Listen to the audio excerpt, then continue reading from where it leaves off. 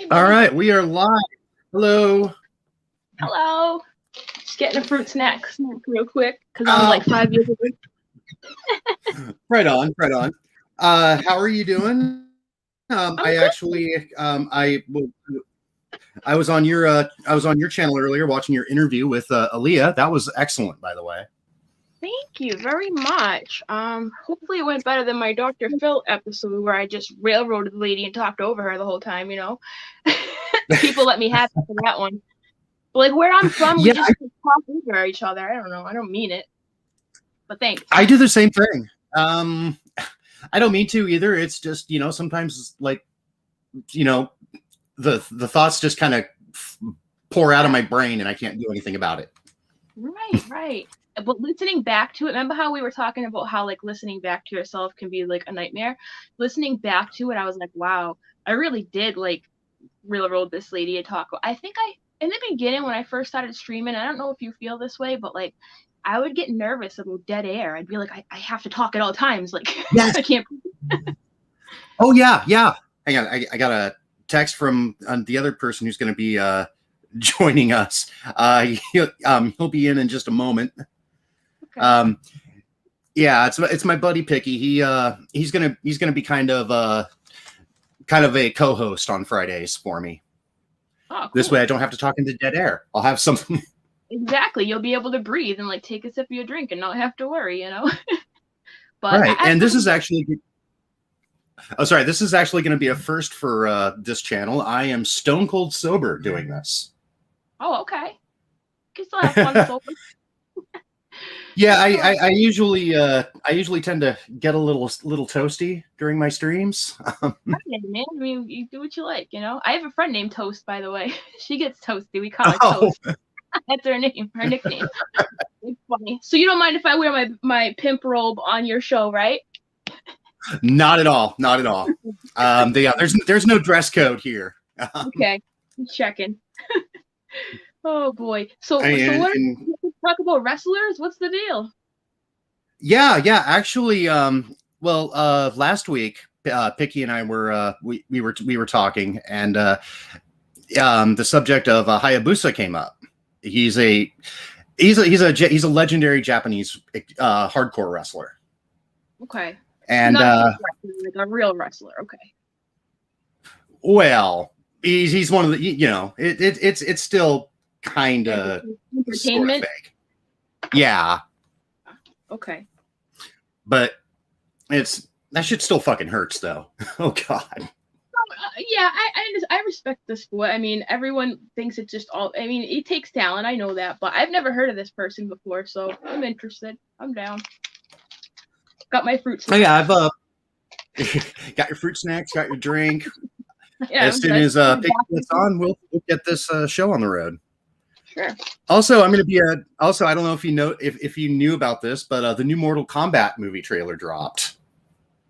I had no idea. I haven't watched TV in quite some time because, like, I got rid of my cable, so like I haven't even seen any movie trailers. But I know that that's a big deal, Mortal Kombat. I know that much. Yeah.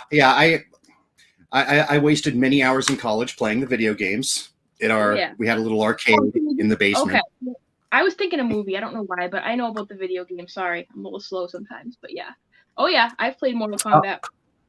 Mortal Kombat.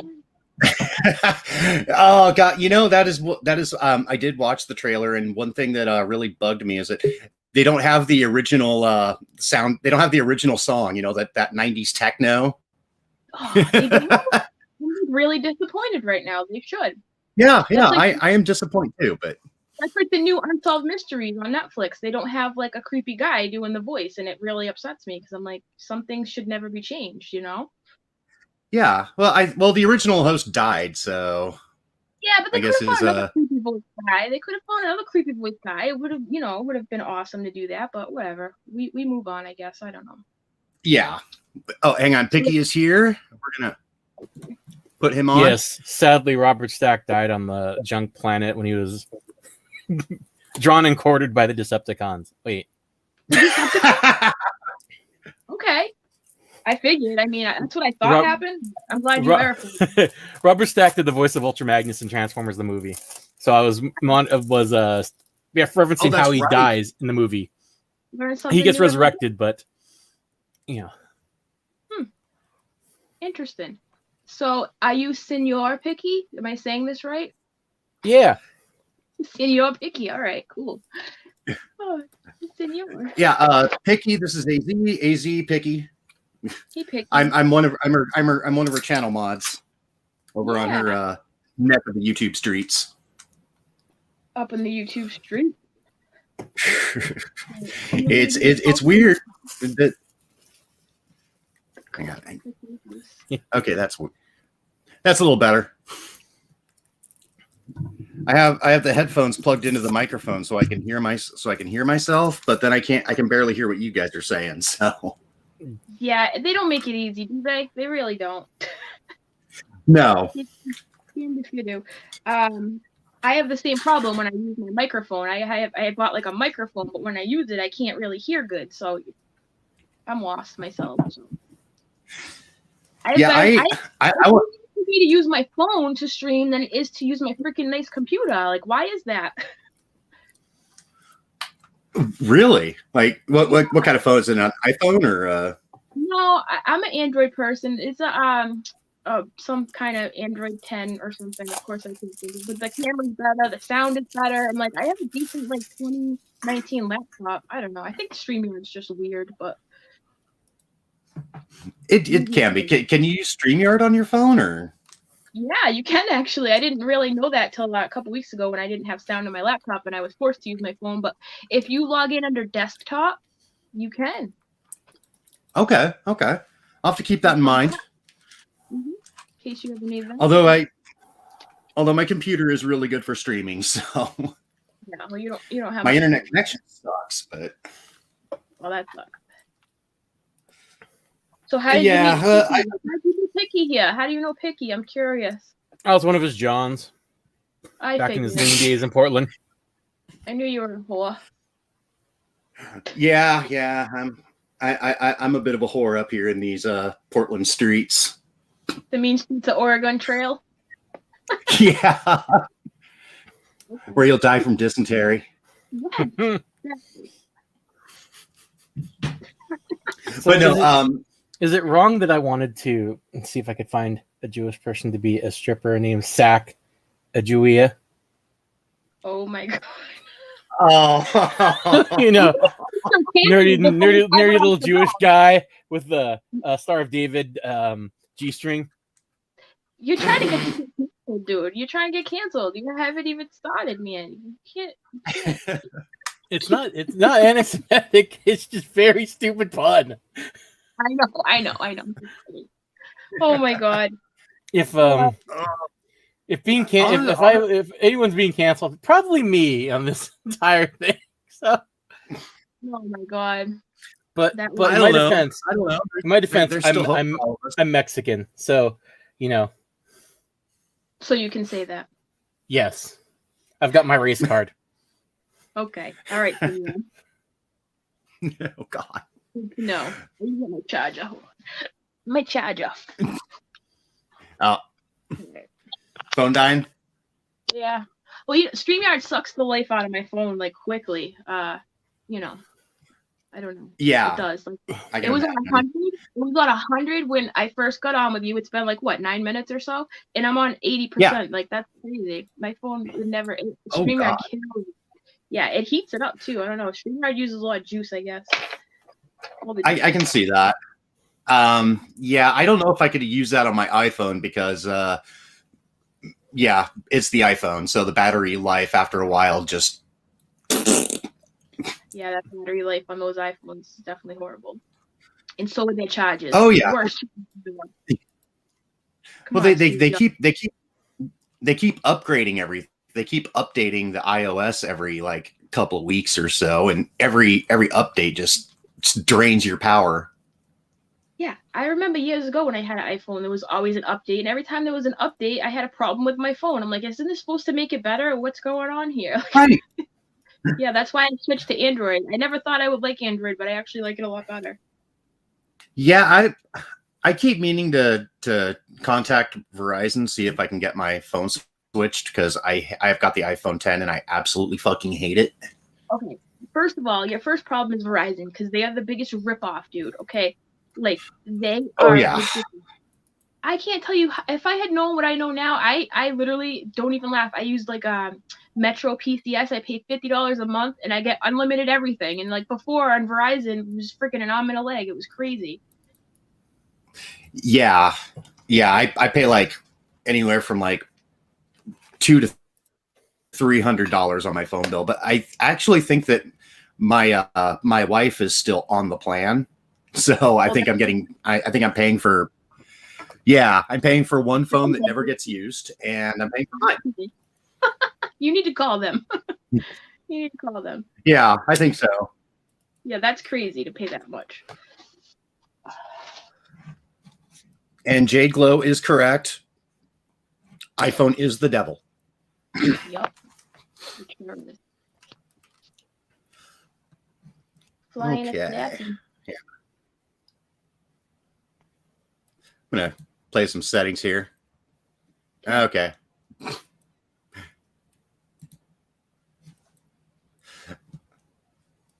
Senor Frog. Yeah, I got the StreamYard thing, and hey, Picky, you still on? I am. Okay. I like you got awfully quiet there. Yeah, I heard iPhone and I tuned out. A natural response. And Ryan calls shenanigans. Fair enough, Ryan. Fair enough. That's what happens on this show. A lot of shenanigans. Why not? I know. Shenanigans. Open my laptop so I can see what's going on. So what's up? I know before you were kind of weird about me sharing your channel. You were like, I don't know, I'm kind of like new, but if you don't mind, I mean, I'll share it. It's up to you, but yeah, I mean, if you want, I mean, might as well. I'm sorry, I couldn't hear you. Oh, sorry. If you're gonna have a show on Friday nights now, you might as well, right? Yeah. And I do. I'm getting to a point where I rather enjoy doing this. Like even if nobody's really paying attention. Yeah. Like last night in my members only, I think we had like, I don't know, 6 people, but I had like the most fun I've ever had on my lives. Oh, that was fun. Yeah. I need to edit that so I can get it out to the people, but that was fun. Yep. Yeah, it was. I definitely enjoyed what was it? Petite Fireball. She was a cool cat. Yeah, she's cool. She's cool. I like her a lot too. I had no idea she was in the entertainment industry, like an actress or whatever. I had no idea. Learn something new every day. But yeah, I linked her channel. Oh, yours actually in the comments so people could find it. But yeah, I subscribed. I actually watched one of her dumpster diving videos. I think it was the Michaels one where she found all the lamps. Yeah, that's pretty genius to think about it. I mean, I just feel like at least where I'm from, like every time I see someone's out in the trash, I'm like, hey, get out of here. You know what I mean? Like, I wonder if people have ever like told her to buzz off, like get out of the trash. You know, probably. Oh, I can imagine. Anyway, we've killed about 13, 14 minutes. We're doing good. We're making progress. I'm only kind of nobody. Everybody's Ryan in the beginning, so don't worry about that. Hey Ryan, you're a loyal guy here on the show, so you're definitely not a nobody to us. We love having you around, and we love your Mega Man icon.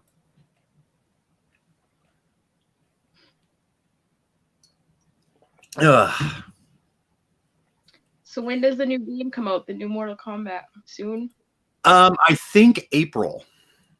Let me check. Actually, my birthday is in April. Maybe. Yeah, April 16th. Oh, the day after my birthday. Look at that. No coincidence. That's your birthday? Tax day, April 15th.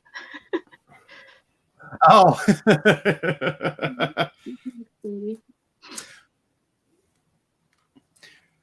But yeah, it's gonna. I believe they're going to be releasing it on HBO Max. Cool. I'm really annoyed with people. But anyway, who think that like people can't recover. Like I keep getting these comments from the stream I just did, Baggins, and they're like, "This lady is just trying to scam you." I'm like, "Why? Because she's in recovery, so she's obviously trying to scam me." Like that's so annoying. I can't stand that thought process. Oh yeah. Yeah, I don't get that either. I mean, it's like, okay, I know it's the internet. Recovering addicts aren't allowed to fall on tough times. Like, I mean, come on, you know? Whatever. If I'm a sucker and this is all a big thing, then hey, joke's on me, but at least I sleep fine at night knowing I tried to help someone, whatever. It's a win-win for me, whatever. I was gonna say your conscience is clear, you know? Like I personally I don't know, like it's kind of strange, but I know it's the internet, but I still try to believe in giving people the benefit of the doubt. Yeah. I usually have a good instinct with it. Like something will tell me whether I should or not. Like I don't know. I'm usually wrong, but whatever. You know. I've gotta try. Gotta try to see the good. You know. Well, we do what we can out here. We do what we can. Yep. But no, I think the thing that makes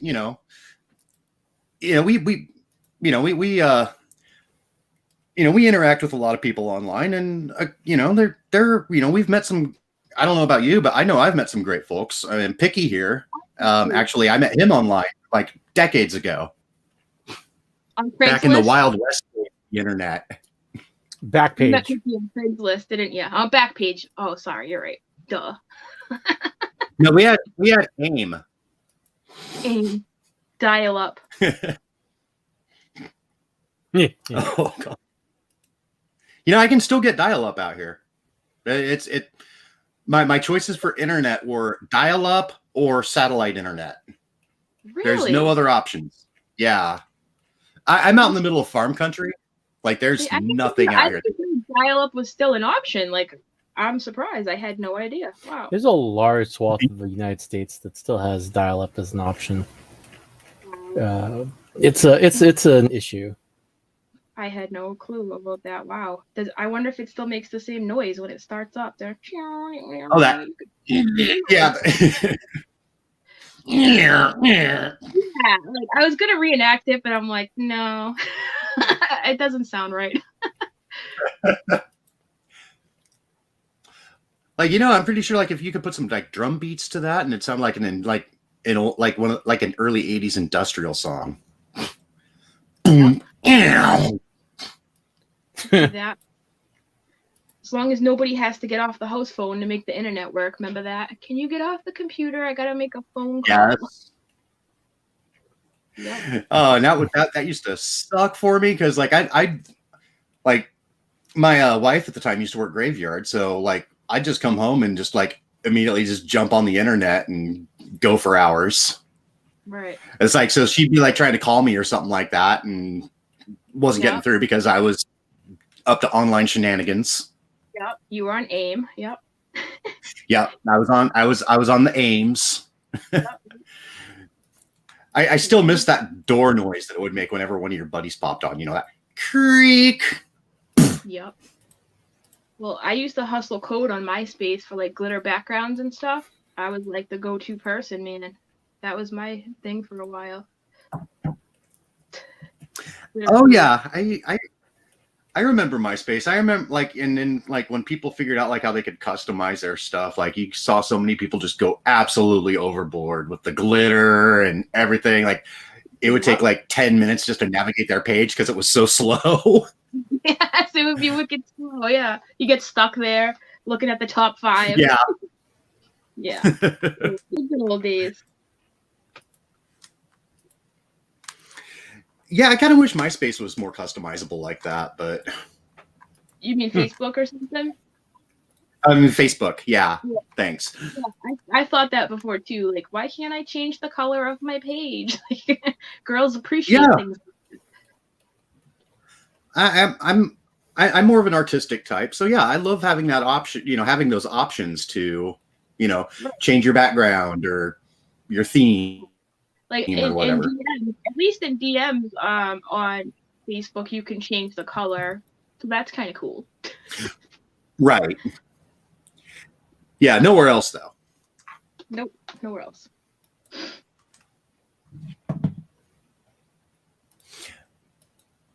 Oh, I just got a notification. My connection is unstable.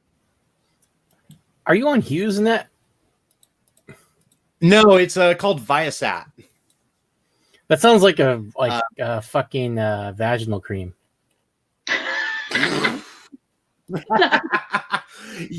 You're not wrong. You ever get those flare-ups? Viasat can help.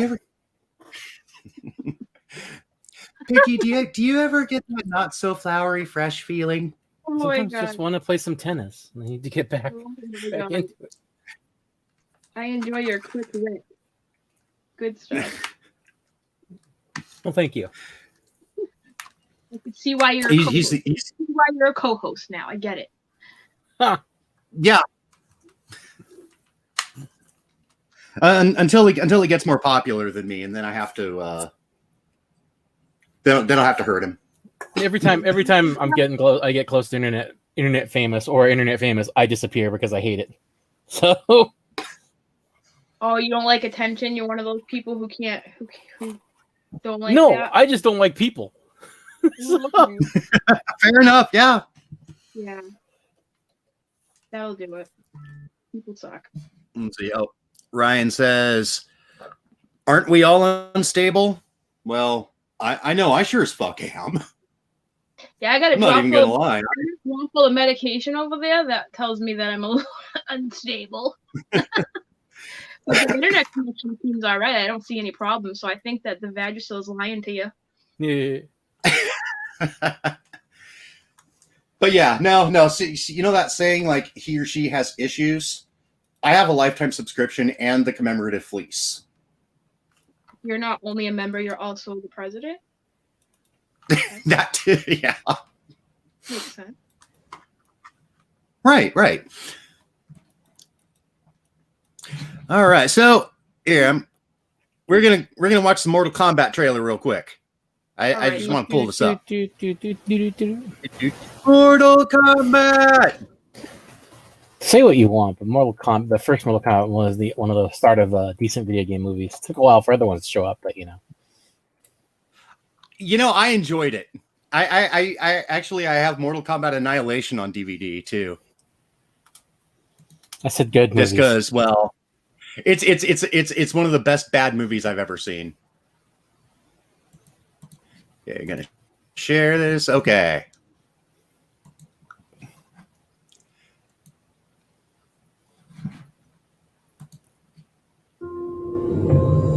First learned about this 7 years ago. On a mission in Brazil, capture wanted you today.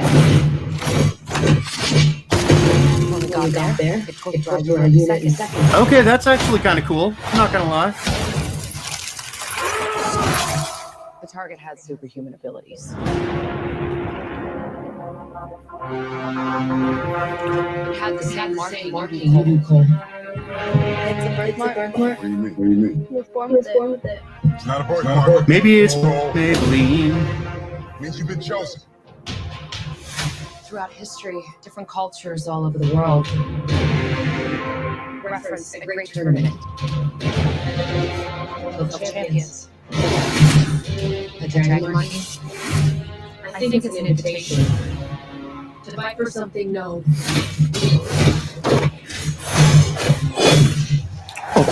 Ooh. As Mortal Kombat.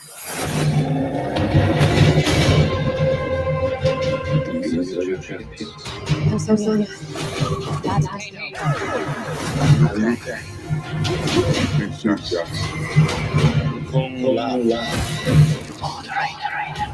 The faith of now.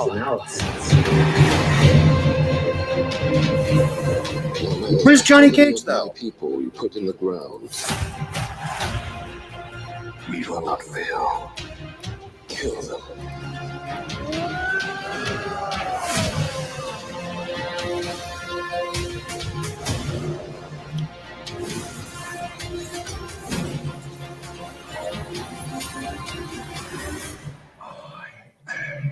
Sub-Zero.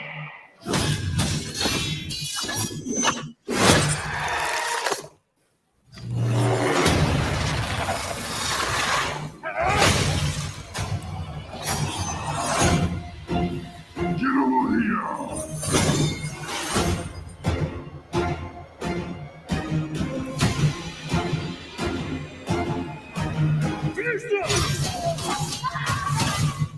Kinda wins.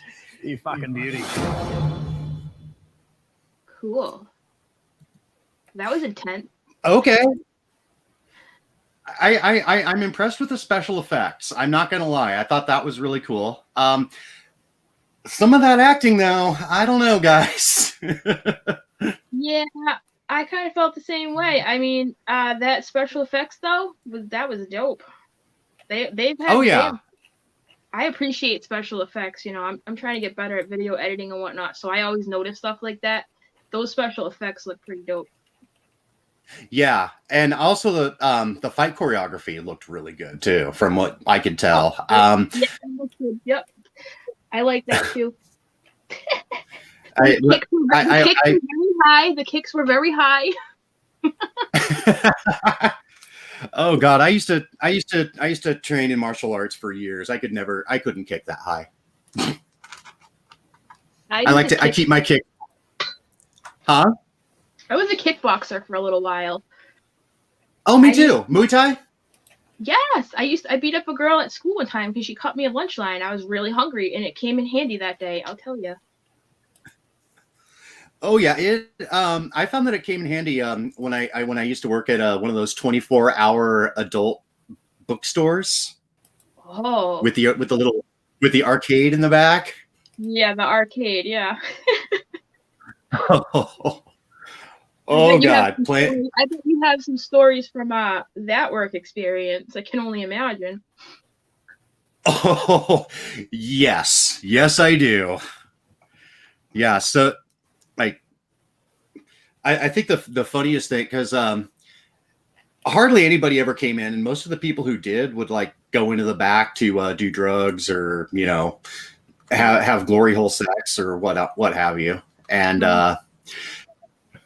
There was one night, and so I mean, mostly it was like one of my best friends at the time would come over, and we just like get like a 12-pack of beer and some weed, and just spend the entire shift just getting getting sloshed.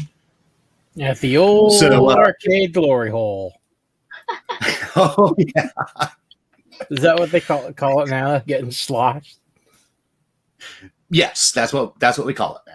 But so like my buddy and I are in the entryway to the store, because there's like a little hallway that led into our store. So like we're just standing there, and one of our regulars comes in. She was a hooker, and she came in with two guys. Okay, no problem. Like that's normal. That's the usual thing for her.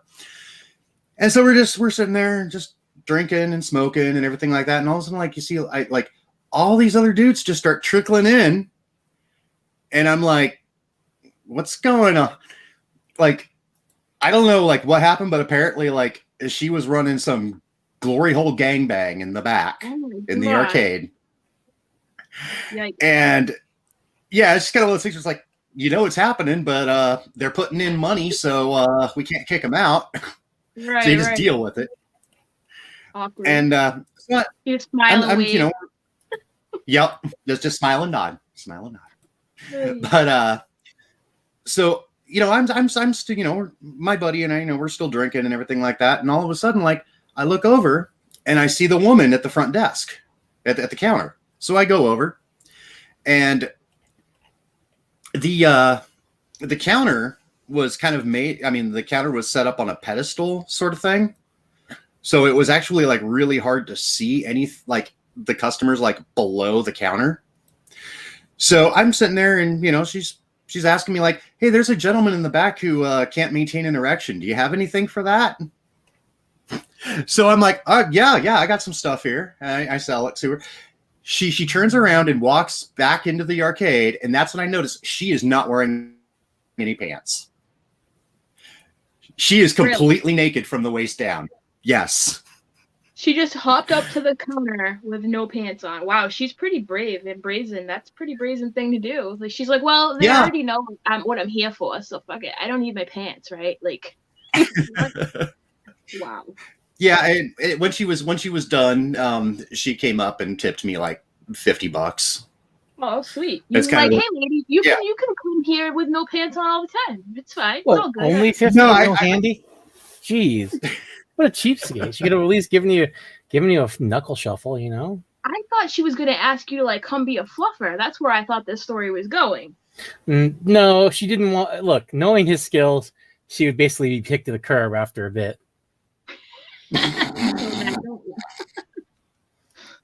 Yeah, it'd be over real quick. I'm not known for my legendary endurance. I really thought that's where the story was going, though, for some reason. And then she talked me into going in the back. That's what I was expecting. Now that has happened. That has happened to other times. I'm not gonna lie. It's happened. So like, where do you draw the line? I mean, they're allowed to have orgies and all this stuff. Like, when do you say, hey, you know what? That can't happen here. Does anything go? Like, geez. For the most part, it was pretty much anything goes. I mean, as long as you were a paying customer, right. you had to keep putting money in the machines, right. Or buying stuff, and like you couldn't be too loud or anything like that. You couldn't. Technically, you weren't allowed to smoke in there, but there were so many times like you could smell that burnt plastic meth smell, like wafting out from the back. Yeah. Wow. But yeah, that was definitely one of the seedier jobs I've ever had. Sounds like it, man. That sounds like a trip working there. But hey, you know what? You get to party and stuff. That's a cool job for a little bit, for sure. Sounds easy. It was one of the more interesting minimum wage jobs I've ever had. Definitely. Yeah, and that was the thing. Like, yeah, those places pay you like shit. Right. Yeah. There's a place kind of near where I live. It's a toy shop basically, and they have those shady back rooms there and stuff like that. And like I had a friend that worked there, and she would tell me like, you would not believe like the police officers come here. Like, she saw a doctor from the emergency room like was there. She's like, you think that it's just like weird people, but it's like people in everyday life who show up, to meet up with people in the back. Oh yeah. Yeah. Yeah, we used, one of my regulars used to own a mattress shop. That just lines itself up for jokes, huh? Right. But yeah, he used to always come in and like he used to like he was the sleep king. Oh my God. And he would introduce himself as that. He'd be like, "Hey, I'm PJ. I'm the sleep king." Like, remind me to never purchase any of your mattresses, dude. Oh yeah. No, though that dude was sketch. Yeah. Like every time he was always high as fuck. Like he'd literally walk in and just be like, "Hi." I know that face. I've definitely seen that face on a few people. Yeah. I used to have a downstairs neighbor who would like turn into a T-Rex. When he got met, his face would be going, and he would like knock on the door like with like little arms. And I'd be like, "What's up, T-Rex? Like, can I help you?" Like, it was the weirdest thing. Like, he was always like a T-Rex. It was only when he was high, and whatever it was, I don't even know, but it was hilarious. Kind of. Did he do that thing where like his hands would like shake too? Yeah, I've seen that. Like or not, but like it was total T-Rex status, and I don't understand it. It didn't look like a good time. Meth is never a fun time. No, I think this was more of like the crack cocaine, because there was never really meth, or well, at least not that I'm aware of, around my area. That's one thing that we never really had much of here in my day, anyways. Oh. Thank God for that. I know on your side of the country though, it's probably huge, but here not so much. It's not as huge as it used to be. Heroin has become popular again. Of course, but yep. There for a while, like from like the mid 90s up to like the late 2000s, meth was just boom. Right. I honestly, and listen, I work with addicts. I've been around them. I don't have any personal friends in my life, and I'm 36, that have had a meth problem in this area of south of Boston. It was never like a thing. Like, it's strange because I know I watch documentaries and stuff, and I see it everywhere else, and I'm like, thank God that never really happened here. That's a mess. Yeah. It'll wreck places like the place where the neighborhood that I lived in in Portland for a long time was just meth central. Right. And crack, lots of crack. Yep. I don't know why it never really became big here. Strange, but all the other stuff was, that's for sure. Boston's a hot mess right now. Like, put it this way, Boston is so bad right now, right? I took my daughter to the Museum of Science, which is like, a renowned place. It's like, so anyways, we're leaving the parking lot, we're at a red light. All of a sudden, I see this guy coming towards the windows with like a cup, right? And I'm like, here we go. So, I got my little girl with me, so I'm like, don't even. And I'm ignoring him, and he's banging on my window. My kid starts crying. She's like, Mommy, why is that guy banging on the window? I'm like, can you just like fuck off? Try to go to the Museum of Science. Can you just go away? Like, they swarm your car. This was in broad daylight too. Like, forget going out there at night. Like, it's bad out there right now. Senor, are you from his area too? I forget if I asked you that. Yeah. Okay. Yep. I forget. I thought I already asked you that. I'm sorry. It's been a long day. Yeah, he's up in Washington. He's just north of me. The better Oregon. Yeah. Yeah, I'm in Bizarro, Washington. I remember we discussed that. I'm lost. Like, why the fuck are plaid pantries only in Portland and / Vancouver? I don't even think there are that many in Vancouver. I think there may be a couple. Like, once you cross the Columbia, that's it. It just disappears. Yeah. A plaid pantry is a convenience store chain in the Portland area, basically. Yeah, I've never heard of that before. I thought you were saying plaid panties, and I'm like, well, I have my bathrobe plaid, but I thought that you said it first. I know anatomy enough to know those aren't panties that you have on your shoulders. All right. I was like getting a little worried. I'm like, oh boy, but no, I've never heard of that store. Interesting. It's a Portland thing. Seriously, it is just in Portland, Oregon. It's and it's just this random convenience store chain that just exists there. That is. They used to be bigger. They used to have a lot more, like in the Vancouver area, but they're mostly 7-Elevens now. They've done a lot. They've had to do a lot of downsizing over the years. So a lot of companies. I still wish Burgerville would expand into Washington. There's only some in Vancouver, and then there's one in Centralia, and that's it. The closest one to me is in the Dalles. The fucking Dalles. Oh, that sucks. And Burgerville is awesome. If you're ever in like the Pacific Northwest area, go to Burgerville. You'll thank me. Is that like a White Castle? Like, what is it like a? It's a fast food joint, but think of it as one that's run by people you think of from the Northwest. So most everything is like locally sourced. They don't use a lot of frozen stuff. Like cool. their breakfast sandwiches, the eggs are made. They're generally just done over easy. So the yolk is really good. Like, everything's as locally sourced and fresh as they can get it, which is really weird for a fast food place. Yeah. Wow. And they cook everything fairly fresh too. I wish more fast food places were like that. That sounds great. We get eggs in a bag. Like I remember when I worked at Friendly's, it's like a family restaurant. They would literally get eggs in a bag. Like, it would come like all the yolk in a bag. Like, ugh. I don't know. Oh god, the last fast food place I worked, we had powdered eggs for the breakfast stuff. That too, yep. Or the McDonald's ones. When I was 16, I worked in McDonald's. I can't eat their eggs. No, I don't even think they're eggs. They're technically eggs. What's wrong with I don't know. They're kind of Are rubbery. you sure I it's don't not know. like egg-like product? They're frozen. So the other day, speaking of this, I bought a Slim Jim the other day. I used to like those when I was a kid, and I was looking at the ingredients, and I was like, mechanically separated chicken? Like, that's the first ingredient. I'm like, that sounds really gross. So I looked at a video. I think it was on YouTube, must have been, and I was like, I'm never eating a Slim Jim ever again. What was I thinking? Ugh. Ugh. Assholes and elbows. You know, actually, first time I ever had a Slim Jim was just a couple of years ago, and I will never do it again. I like Dude, them. you live in the region where Oh Boy Oberto's is, which is based in Tacoma. So why would you ever go for a Slim Jim?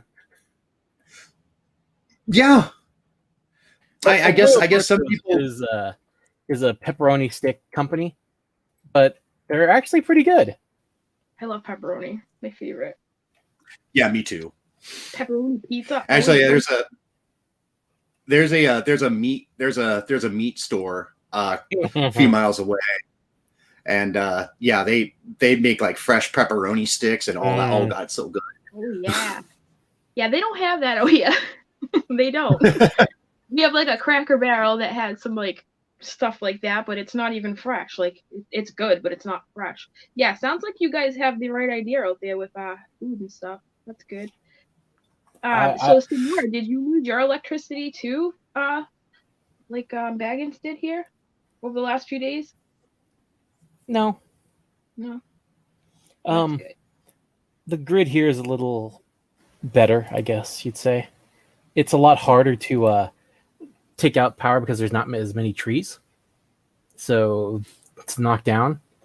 And but I live pretty much in almost a desert, so we get.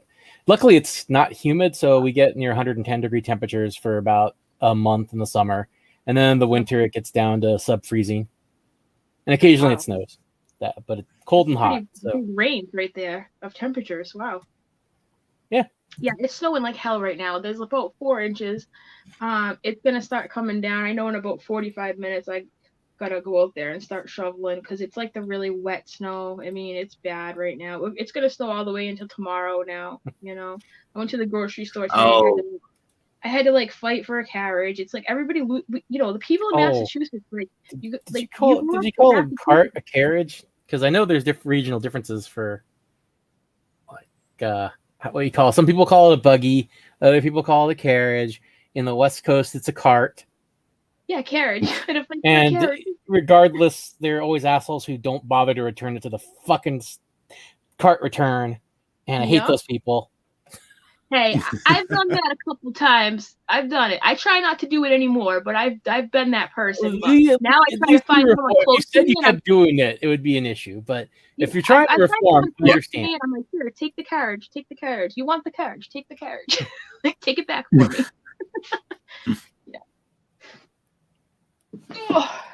But yeah, so there's a whole process now. Like, it's probably like this where you guys live too. Like, the workers have to wipe the carriage handle down for you before you can take it. Like, you got Karen over here who's in a hurry and she wants the carriage. And it's just like madness, man. And it's like we have snow all the time. You people act like this is new. Like every time it snows, they lose their mind. Like they've never experienced it before. It drives me crazy. Oh my god, it's like that here too. And now, granted, it doesn't really snow an awful lot in at least in my region. It's mostly ice and rain, but yeah, it snows and everybody just loses their shit. It's crazy. Bread and milk is like off the shelf. Like we're never gonna have bread and milk again if we don't buy it all right now. Like it'll be like 4 inches of snow, and it's like I don't get it, man. I don't get what the big deal is. But hey, you know what? Neither did Texas probably, and look at how they turned out. So who knows? They must have gotten lessons from some of my ex-girlfriends if they're overreacting to 4 inches. But I can make self-deprecating jokes, okay? Love it. That's all right. I'm always impressed by your 4 inches. Twisted steel and sex appeal. So I've been having this weird thing happen to me. Maybe somebody out there in the land can help me. I don't know. I have to go to the doctor because my ears keep turning bright red. Do you guys see how red my ear is right now? Yeah, that's Isn't pretty that red. weird? And it'll only do one ear at a time. Like one ear at a time will just go. And I'm not hot. Like I don't know if I'm allergic to something. Like what's going on here? Like it happens randomly throughout the day. Like one ear will be like on right now. My ear is on fire. It is like burning, and I don't know why. I don't know why. It's so weird. Possession, maybe? You think maybe it's the Satan entering your ear? And I don't know, man. Something's going on. It's the strangest thing. I have no explanation for it. And like I want to go to start Googling it, but you know that's a bad idea because next thing you know I'm gonna be like, oh, I have cancer. You know what I mean? Like I try not to do that. I'm hoping I'm just allergic to something that I don't know what it is, but it's weird. Like people will be like, do you know your ear's really red? I'm like, I know, I don't know why. It's strange. So weird. yeah, hopefully maybe it's a circulation thing or something. I don't know, but I would definitely like Look, go have to you the thought doctor. about the movie Gremlins? Now, hear me out. Like that little fucker Gizmo might be breaking in and doing something to your ear at night. I'm not saying what, but you know, and it Something's could going be on. a reaction to that fur. Could be. I don't have any animals, so I could totally see some gremlin sneaking in. Who knows? Yeah, it's gremlins. Yeah, all right. I don't need to go to the doctor. You're right. I just lock my doors and like cover all the holes and wish for the best. But no, really, it's the strangest thing. Just feed them after midnight. Have you changed any like shampoo Thank or you for anything? reminding me. Or anything like that, like changing shampoo or detergent or Nothing like that. Believe me, I've gone through all like the sensible things that like you like everything. I haven't changed anything, and it's strange because like it happened. I started like taking note of when it was happening to try to piece together what was causing it, and none of it makes sense. Like it's so random, and it'll be one ear. Like it's just either this one or that. I don't even know. It's happening more and more, and when I find a diagnosis, I'll let you guys know. All right, if the gremlins. All right. Strange, very strange. I always have a strange occurrence going on, you know. It's just me, I think. I'm not a religious man, but I'm pretty sure I can hook up an exorcist for you if you need one, just in case. Okay, well that's good to know. Thanks. I'll take note. See, I'm helping. I'm helping. Yeah. Gremlins, exorcisms, all right. I knew I'd get answers from you guys. I knew I could count on you. Yeah, you always get answers from me, but they're not necessarily good ones. Yeah, well, I've tried all the other ones, so I'm willing to hear anything out at this point. But I gotta be allergic to something weird that I can't figure out. I don't know, strange. Like my aunt is allergic to like red number 7 or some color. It's, you know how you see ingredients and like it'll say red number 7 or 5 or right. One of them does something weird to her. I forget which it is, but she had to go to the doctor to figure that one out because she was clueless. So maybe it's something like that. But I do know this. When my child was a baby, I pumped her full of peanut butter. I'm like, you're not going to be one of those kids with a freaking peanut allergy. That's weird occurrence, too. I'd hate to have a peanut allergy. It's such a rampant thing nowadays. So many kids have peanut allergies. This didn't happen when we were little. Not like this. I'm sorry. It just never did. It's weird. Maybe it's because we're having more kids. I don't know. I mean, no, I read some scientific study like that. It's like increased, and they can't figure out why. And I don't know. Oh, okay. Strange. Yeah, you can't even kids can't even bring like their own snacks to school out here anymore because it might have peanuts in it, and the kid next to them might take a bite and might die. So like nobody can bring snacks. They have to eat what the school has. Like it's nuts. It's that bad. Yeah. And school food is never good. No. Never. Unless it's pizza day. I mean, I didn't mind the school pizza. But... Yeah, I don't know. Our pizza was kind of nasty. It was always really soggy and stuff. But oh, you didn't have like fresh farm pizza, like fresh from the deli? No. No, it all came in cans. Okay, well, did your school give you spaghetti and green beans? Because that's Yes. weird, Nope. right? Yes and no. That's We weird, had this Tom. weird thing called a cheese zombie. I'm not sure if you guys had it. What is that? A cheese zombie. It's this weird sort. It's a really peculiar lunch menu item that's really only around where I grew up. What does it consist of though? Like, what is it? So it's kind of like a thick bread with cheese in there. Like a grilled cheese? Not quite. The bread's different. Like That's weird. Yeah. What is it so called again? A cheese zombie? cheese zombie. Yeah. Now I'm curious. All right. That sounds like a. If you look it up on Facebook, they'll show Oh, what I it see. looks like. a It's a flaky very crusted- yeah. It's not. It's a very unique thing, and they would serve it. It was very popular. I've never seen that. Yeah, I before. gotta look this up. Yeah, it's Oh, very okay. because it's not made like where the bread is baked and the cheese is inside is there with it. So it's different than a grilled like cheese. a It's more permanent integrated. calzone, like a government cheese Yeah, calzone. calzone. Yeah, that's kind of close, but it's more like a pan sheet of bread instead of a calzone where it's sealed off because the sides aren't sealed.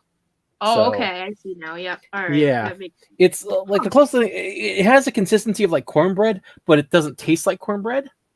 It's made of a mealy sort of flour, so it has that consistency. And what that does is the cheese, when it melts, it actually starts to like seep into the holes where in the bread where it makes, so it becomes more of a. And since the inside's baked different, it's not like a grilled cheese where the inside entirely is baked like that. It adds a certain thing, so. It's very salty as well. Oddly enough, it's very salty. Yeah, I've never seen that before. Interesting. Yeah, it's a regional thing.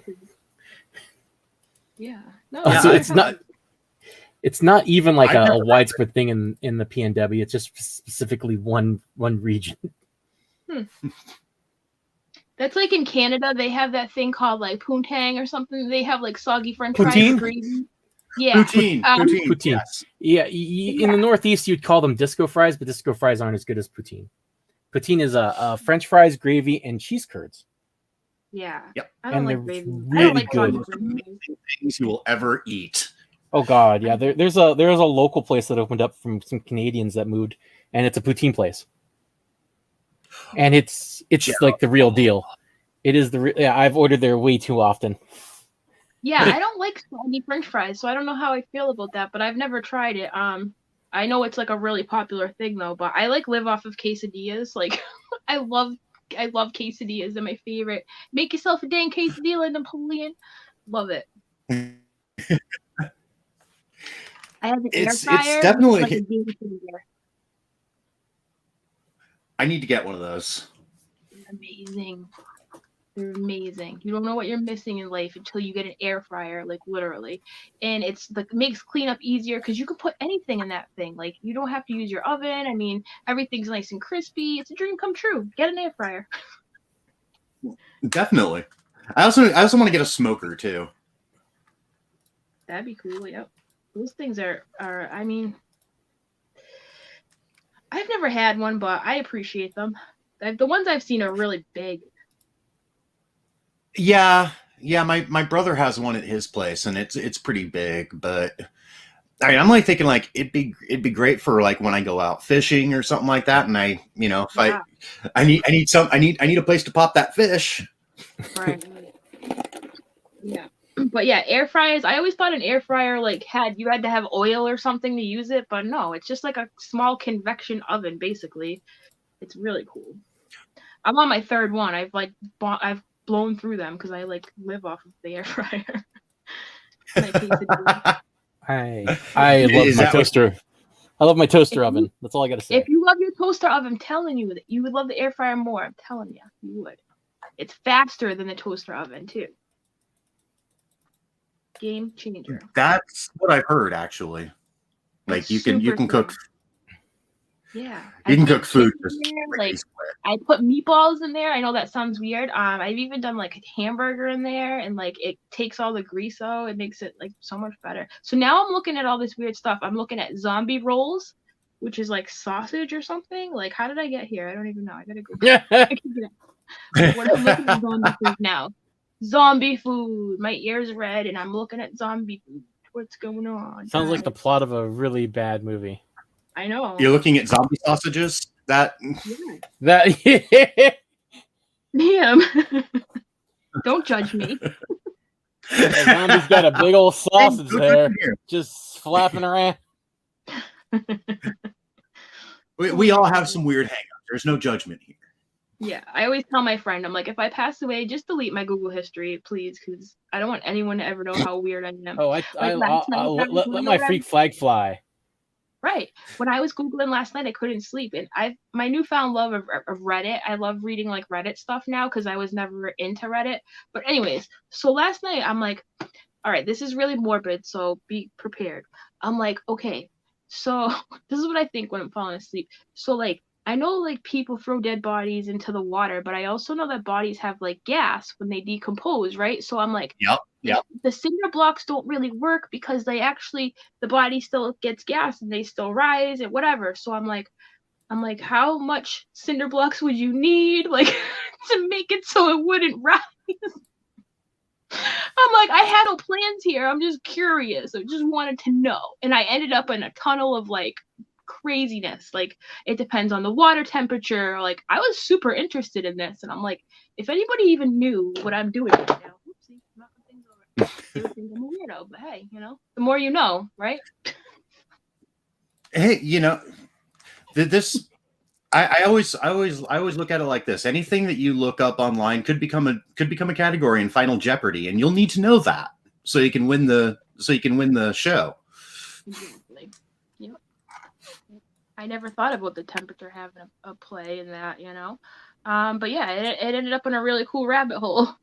And then I ended up on a Reddit feed about how like mafia. No, the Reddit feed was called "If you had to get rid of a body, what would you do?" And I was reading everybody's like plans, and I'm like, wow, there's a lot more people out there that are way crazier than I am, like that have this shit planned out. One guy said he was gonna drink 1 liter of Pepsi, and then he went through with his plans, and then he said he was gonna finish the other liter when he was done. And I'm like, this is a little weird, but hey, what does Pepsi have to do with anything? I don't know. I don't know. I'm all for what Robert Picton did. What's that? Where he just fed everybody to his pigs. That's a good. And then the concrete. I heard that Jimmy Hoffa. Oh, last night I learned that Jimmy Hoffa is probably more than likely buried in cement at the Giant Stadium. Did you guys know that? I have heard that. Yes. I learned that last night, so that's good. In case you didn't know. Yeah. Reddit is a wild place, man. I'm telling you. It'll entertain someone forever. The things you can read on there. I never had. Reddit always looked confusing to me. Like there were so many things going on. I never knew how to work it. But now that I know, I'm like super interested in Reddit now. I'm getting there actually. I've been reading a lot of those. Was it Let's Not Meet posts? Yep, I've seen those. Yep. Well, they have like strange happenings, and I'm telling you, dude. The weird part is when you told me you were from Oregon, I'm like, weird shit happens in Oregon. I feel like majority of the weird stories I read on Reddit are from freaking Oregon, like weird sightings and things that are unexplainable. It's weird. I'm like, what do you guys have going on over there? I don't know. We have a lot of weed. Oh, that would be weird. That explains it. All the Sasquatch and aliens are coming here for our weed. Makes sense. If I was an alien, I'd want to figure that out.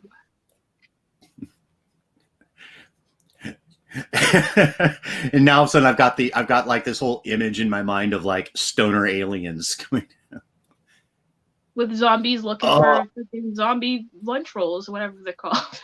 Yeah. Cheese zombie sausages. Cheese zombie. Yeah. Why not? Oh man. You never know where it will lead you.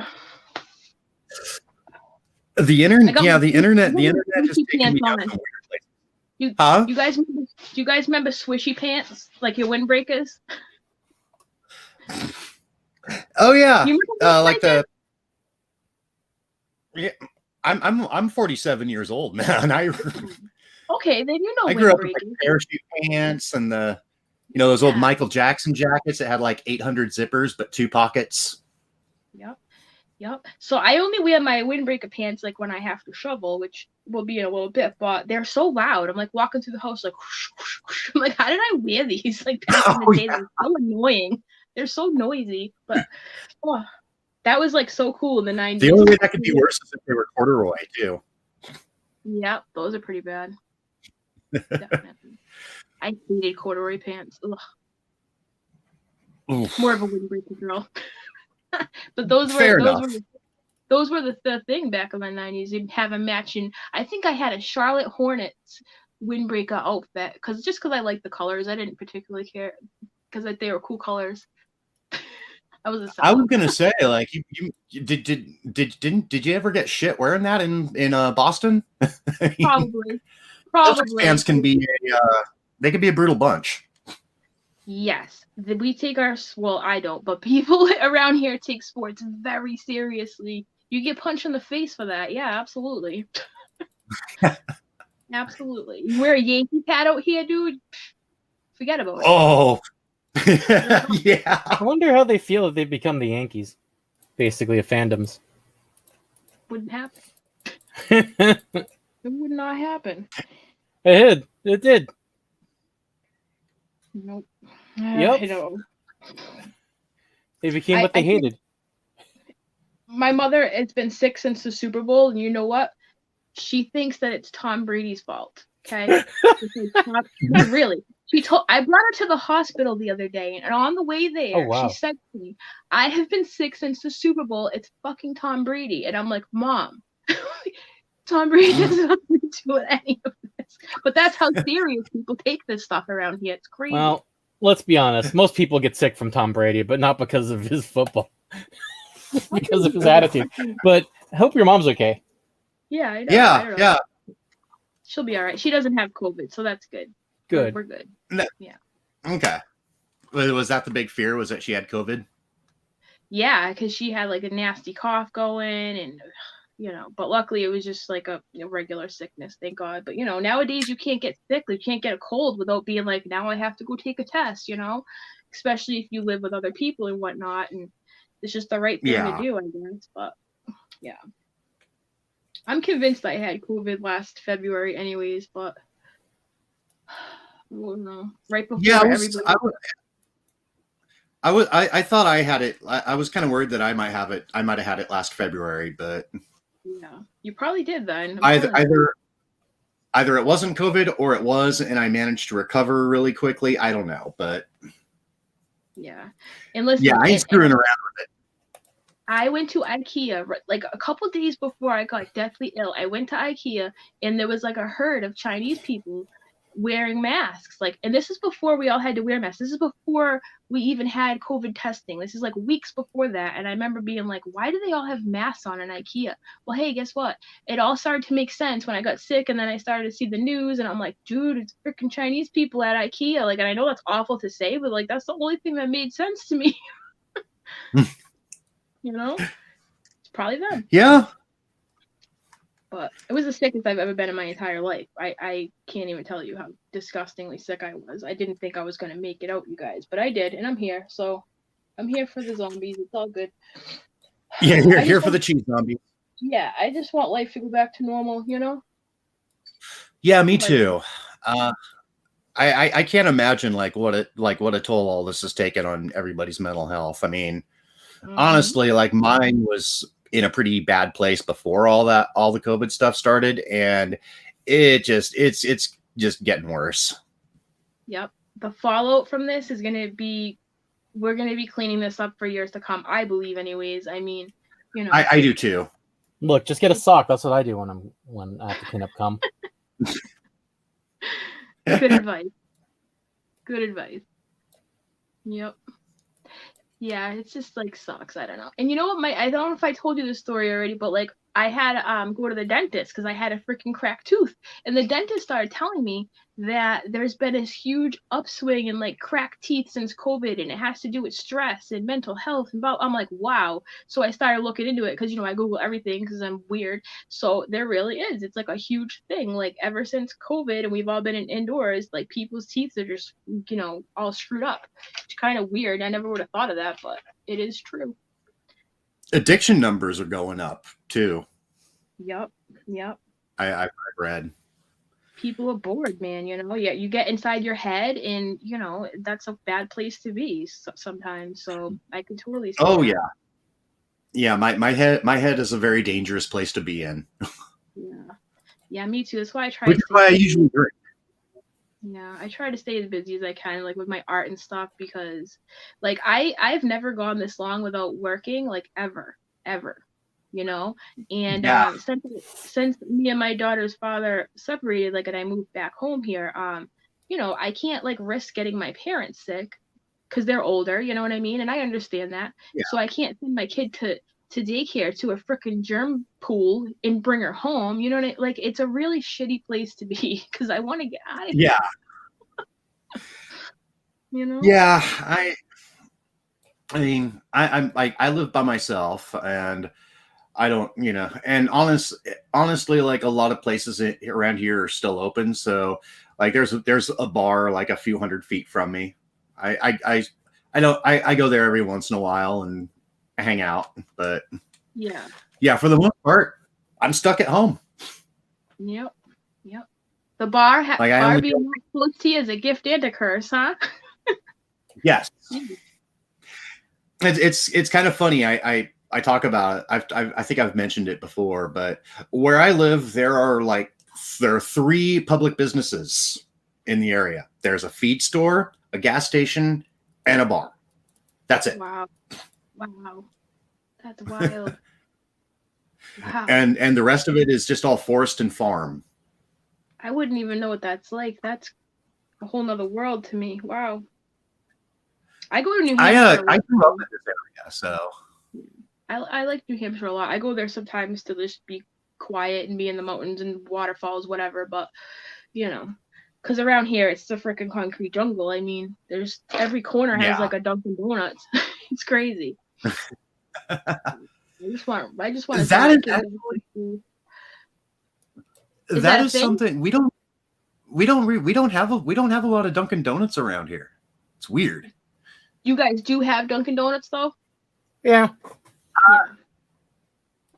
I haven't seen any in Portland in a while. There are a couple, but I mean, I've had it in multiple places in the country, and I've never seen the big deal about it. It's not that special. I mean, I'll probably get murked on my street for saying that, but it's really not that special. But there's one, like, people around here, Massachusetts runs on Dunkin'. You would be so surprised if you looked at a map of my area and you'd be like, why do you need so many Dunkin' Donuts? Why? It doesn't even make sense, but they're all busy. It's crazy. That's like us with Starbucks. Yeah. Starbucks is too, it's like kind of pricey, and like I think their coffee's too dark. Maybe because I'm used to the Dunkin' kind, I don't know, but it's so dark to me. I don't really like it. I like extra. Yeah, I don't know. I worked for Starbucks for a few years. I was an assistant manager at one of those like store kiosks for a while. Yeah. And it just got to a point for me where it's like I can't even drink this stuff anymore. Like I am so burnt out on Starbucks. Yeah, you smelt it all day. But one thing I will say about Starbucks, I know they have excellent benefits for like a coffee shop. Like the people that work there have amazing benefits. Yeah, I didn't know that until recently. I was like, wow. They treat their employees really well. It's one of the better jobs that I've had for that.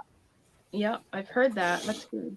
You wouldn't think, but that's what it should be like. You should treat your employees good. I had one of my last managers at one of the last restaurants I worked at.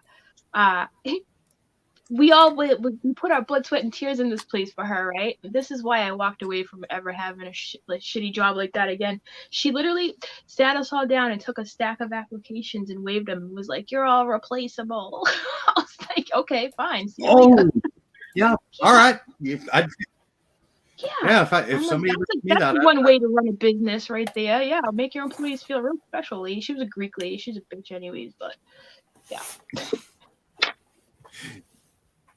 Yeah, if a boss ever said that to me at a job, I'd be like, all right, replace me. Yeah, I'm out the fucking door. Right. So then I made a switch, and now I am, well, not now because my daughter's not in school, but I was a community educator. So for a while I was going to the hospital to like overdose victims and tell them like there's another way, here's the information. Like I loved that job, you know. That was awesome. That is a good job, yeah. They weren't too happy to see me because you got to remember, like, they just overdosed and their high got taken away and they're miserable, like, whatever. Like, get the fuck out of here. I'd be like, well, here's the paperwork if you change your mind, you know? Yeah. Yeah. Did you ever get anybody who actually like followed through with that, or? Well, I was just responsible for like giving the information out. So what they did after that, I don't really know. Like honestly, okay. Yeah, it was like I never knew what I was gonna walk into. So that was fun. I can't wait to do that again. Actually, that was not a boring job. I can imagine. Drug addicts can be an interesting bunch. Yeah, it definitely. It went one of two ways. They either told me to go F myself and get out, or they would cry to me and like, you know. But before that, I worked at a mental institution for a while, for teenage girls who were like troubled and like, you know, crazy. That was fun too. Yeah, that was interesting. But I like helping people. I can imagine. Yeah, I used to work with mentally disabled adults. Mm-hmm. I used to work at a group home for them, taking care of them and, you know, all that. And then I moved on from there to Alzheimer's care. Yep. Yeah, that's actually where I met my wife. Oh, really? Alzheimer's care? Nice. Yeah. She was one of my supervisors. Oh, that's not a good thing. You're not supposed to date your supervisor. No, I did leave that job when we started getting serious, though. You know, it's like, yeah, I don't know if this is a cool idea for me to stay employed here. I'll move on to another facility. Yeah. And then I was like, oh, I'm going to work in the healthcare field. And I went and became a certified phlebotomist and realized I made more money being a bartender than I could ever dream of making being a freaking phlebotomist. So I quit that job. You know? But yeah. You could have combined the two. Yeah, blood and alcohol is a good combination. You're gonna draw some blood. Yeah. Well, I left because the last person, speaking of Alzheimer's patients, this is so weird how this comes full circle. So the last person I ever drew blood on was a guy I met like every other day because he was on blood thinners, so he had to have his levels checked all the time. Right. So he knew me. Like I'd go in there, he would say good morning, we'd have a conversation. Well, as you know, with Alzheimer's, they're very unpredictable, right? So I just assumed this one morning that he knew who I was because he had been saying hi to me all the days before that. So yeah, I noticed this one particular day he was a little standoffish and kind of like, you know, not talkative, and I thought that was a little weird, but it was like 5 a.m. So I'm like, listen, just give me your arm. Just going through the motions, you know, half asleep, whatever. And all of a sudden I have the tourniquet on him and the syringe, it's filling up, and he decides to freak out and like just lunge at me. And so there is a tourniquet on him. He's on blood thinners, okay? And I'm in my white lab coat, and there's blood everywhere. And I'm like trying to keep it away so I don't get stabbed by it. There's a lot going on. Then the nurses come in. Nurses are bitches. I don't know if they're like that where you're from, but they're all just bitches. So they come in, they're like, what are you doing? They start like yelling at me. I'm like, dude, there's an incident. Like, what do you mean? Yeah, like I'm responsible for this massacre. Like, it was bad. I was like, you know what? I don't get paid enough for this shit. I'm out of here. Like I quit that You're, job. you're going back to the bar. You're going. It's crazy. It was crazy. I have like PTSD from that shit. That shit was crazy. Oh yeah, yeah. I've had Alzheimer's patients throw chairs at me. I've had them try and smear their poop on me. Mm-hmm. It's a thankless job. It really is. Oh yeah. I've had a resident like grab my head and shove my face into his junk. Oh, no way. Because he thought I was a girl because I had long hair. Oh my God. Tracy, you know, I've seen you with long hair. You're not pretty enough, you know. Well, he was that day. Ooh. This'll do, the guy said. This'll do. Yeah. Any port in the storm, as someone once said. Yeah. That's hilarious. All right. Oh, Besides, landlubber. I be taking that mouth of yours. My eyes are getting heavy and stuff, so I better go start shoveling. Okay. All right. All right. You. Yeah, good talking to you. And yeah, definitely check it out. Happy to meet you, Senor Picky. Glad to meet you. Keep up with the quick. But yeah, when you when this is all posted and stuff like that, be sure to check it out. Well, we're gonna start showing some Hayabusa matches. All right. I've even got did one. You guys meet via wrestling? No. We met in a totally different community. Not even close to wrestling. Well, although sometimes the heel turns are. Now I'm extremely curious. It's so coy. I'll let you explain this one, Daggins. Okay. All right, teabag me, Lord guys. Daddy. Take care. I'll talk to you guys later. All right, take care, Easy. Bye. Drop that knowledge teabag on my chin, boyo. I'll drop more than knowledge on you. All But right. her and I actually met through the drama community on YouTube. Oh, YouTube drama stuff. Yeah, I'm kind of a fan. I enjoy it. And Ryan says FMW. Yes, I have. Actually, I've got the Atsushi Onita versus Hayabusa match queued up. Did you manage to find any Jinsei Sasaki Hayabusa tag matches? Because they were really good. Yes, actually, I've got there's an ECW match between with Jinsei and Hayabusa versus RVD and Sabu. I saw that one on the PPV, which I was sad. I knew Van Dam and Sabu were going over them, but they did a good showing. But I was really sad because I was hoping that they would manage to get them for a short time in their in ECW. Oh yeah. Oh, they would have been awesome if they'd stuck around there. If Love Machine had lived, he would have been Los Gringos Locos would have been awesome in ECW. Oh, I would have loved to have. I miss Los Gringos Locos. Art Barr had just gotten everything together. You know, he had righted the ship. He had been drug free for a while. Everything was going. He was about to hit the U.S. I figured he was going to be huge. He mysteriously died. They don't know what happened. It's such a shame. I always assumed it was a drug overdose. No, he was clean. They didn't find anything in the system. No aneurysm or anything. They really don't know what happened, even to this day. Oh man, that's the part. He had gotten clean. He had managed to get off everything. Oh god, and that his poor family, man. Like, say what you will about Sandy Barr, but I can't imagine how much that had to hurt to lose to not only lose your son, but like lose a son that was like this close to like really making it for himself. Well, the juicer was if he just given it more time, juicer would have been over. So his Beetlejuice gimmick that he had in Portland wrestling was surprisingly over. Yeah, he worked it for as much as he could. They did it in WCW, remember, but they couldn't call it Beetlejuice because of copyright. Right. So yeah, he became the juicer. Yep. Le Juicer.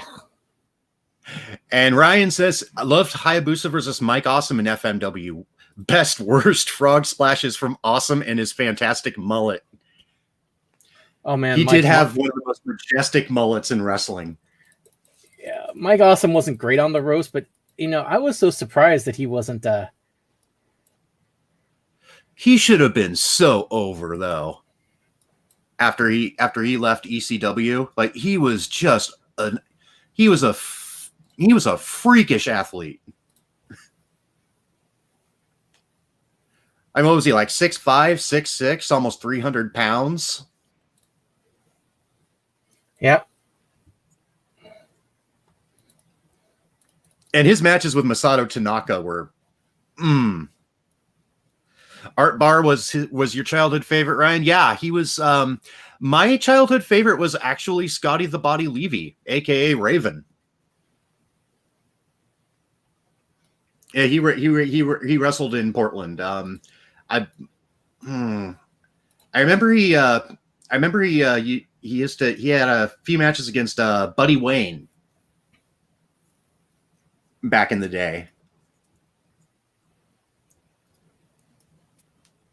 Another guy Buddy Wayne is another local Portland guy who probably should have been over, but at the time he was too short.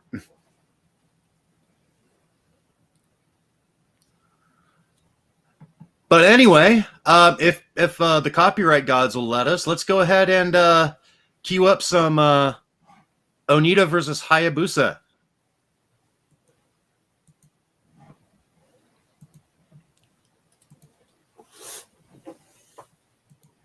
Do the audio there? Okay. Do it on some theater mode. This is from Frontier Martial Arts. Love that just random kick to start the match.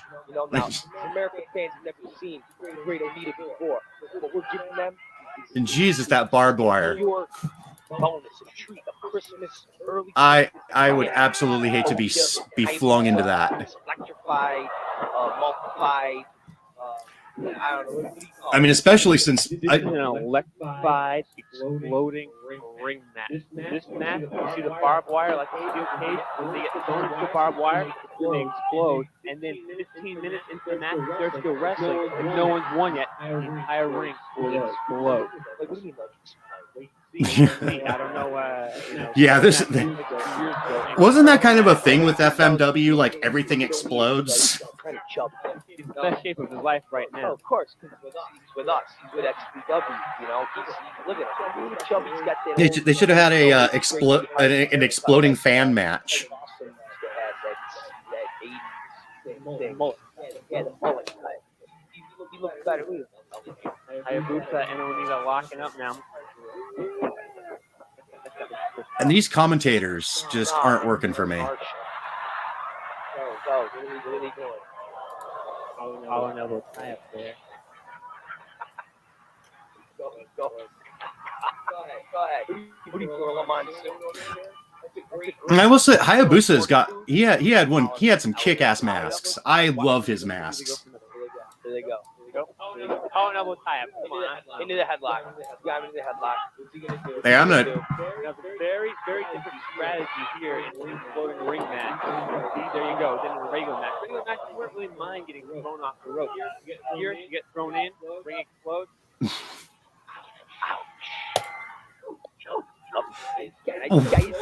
The outfit on that referee, man. In the special suit, trying not to get electrified, but he's putting his goggles.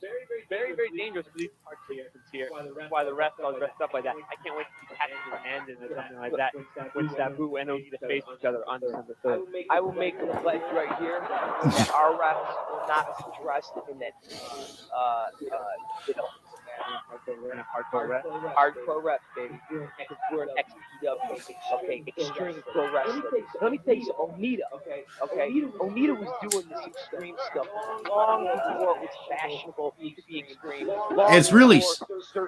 I was actually doing some research on Hayabusa here, and God, it's just sad. The dude was like he was the big name in FMW, and after his injury, like FMW just went in the tank, like we're almost right away. This guy, look at O'Neal, the scars on his arm, one arm all bandaged up, the other arm, you can see the scars. When the fans come, you don't get to hear him up in, you can't miss these scars. It's like the scars across that boost. And that referee outfit, Don't talk about that scar. I could see it. You could see that shit from space. There he goes.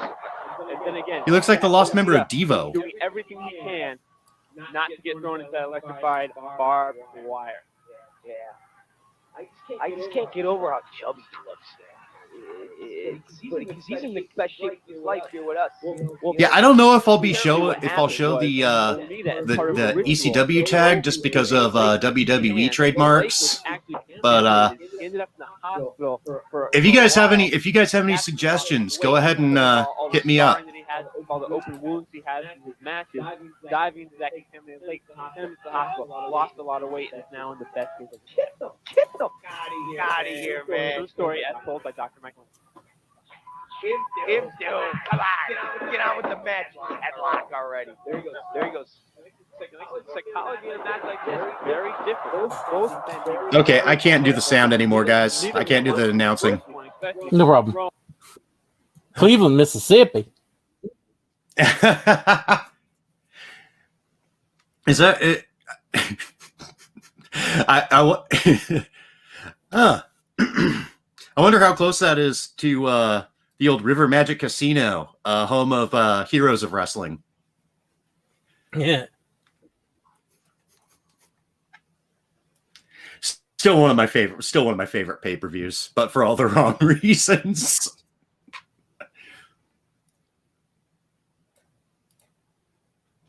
But no, they are really good at milking the drama on this. Like eventually, both of them are going to go through that barbed wire at some point. But they are doing a really good job teasing it. I like that.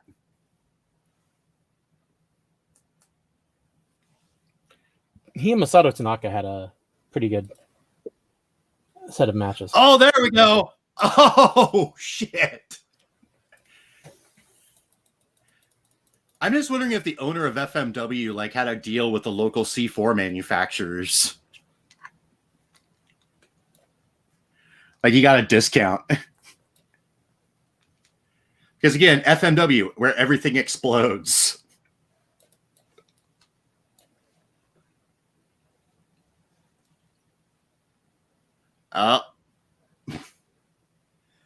Running out of time.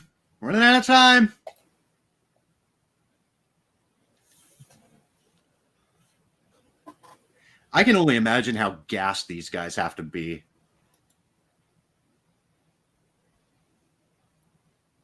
Even just 5 minutes wrestling a match like this, you gotta feel it. Mm. There's ring chunks. Get your all natural ring chunks. It's locally sourced. Oh, nice suplex. If you have or know, FMW's The Flying Assassin DVD was pretty killer. I'll check that out. Military grade electrified barbed wire. Barbed wire. Oh my God, this man has a family. That was the worst JR impression ever. And I feel bad. Oh.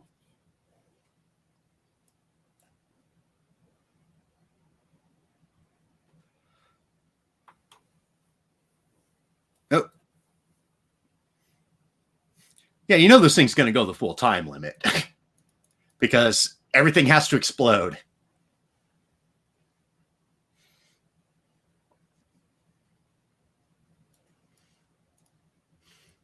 I wonder if he wrestled Foley or Funk when they were there.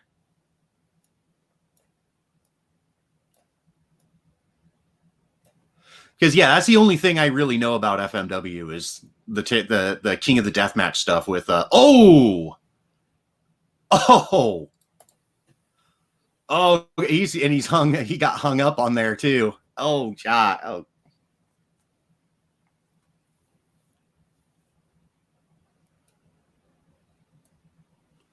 And that mullet is majestic. Onita's mullet game it's not quite Mike Awesome level, but it's up there.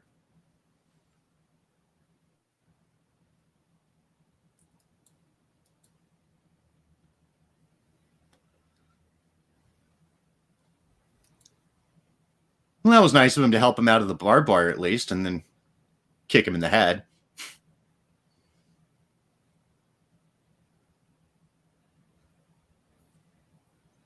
Okay, another nice vertical suplex there.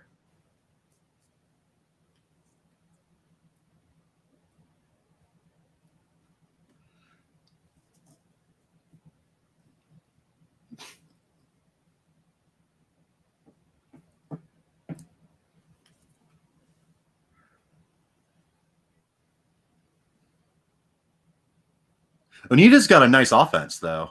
I mean, I mean, granted, that you're only you can only do so much in a ring like that, but he's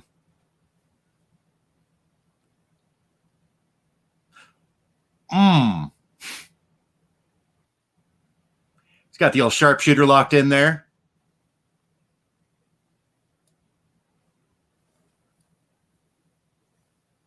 Man, if you did that to me, my spine would just be toast.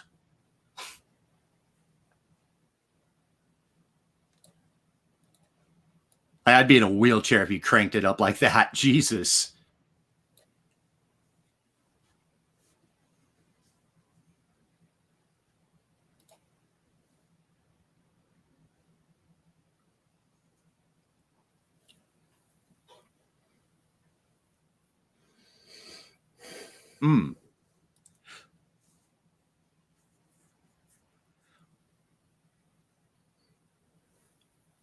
So what Picky, what is your favorite Hayabusa match? What would you say? Oh God. I don't remember. I liked a few of it. It probably was one of his tag matches with Jinsei Sasaki. Okay. I had to ask because you're more knowledgeable about this stuff than I am. So I just recently I just got into I know bits and pieces. I never. One of the things is as I got like into my late 20s, I couldn't watch wrestling matches. I couldn't sit through all of them. I was mainly more about promos and all the stuff outside of the wrestling stuff. Okay. Except for Hustle, because the wrestling matches are really, really weird. Oh right, yeah, we were talking about that last week.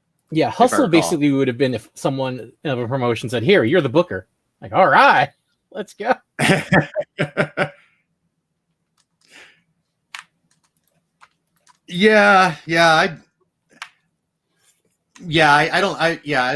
think if you had me booking a match, if you had me booking a promotion, I'd make Vince Russo look like a genius.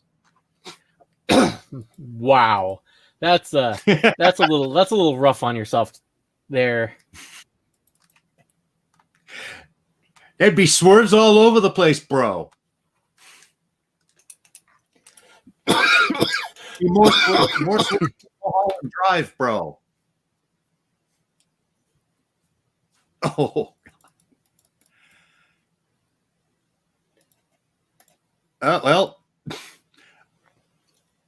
Onita's back is sufficiently cooked. You know what I always thought looked just terribly painful was the the thumbtacks.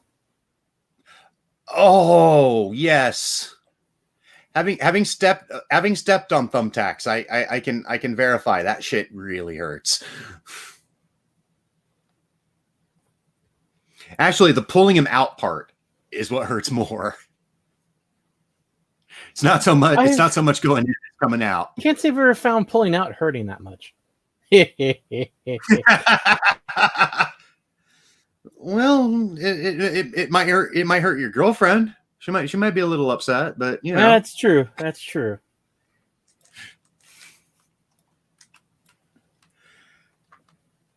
And anyway, yeah. Onita is I couldn't help but notice that he's kind of wrapped up. He's Onita's kind of wrapped up like a half-assed Yeti. Yeah, he kind of ended up like that with in FMW, just sheer shit like this. Yep. Yeah, that'll do it.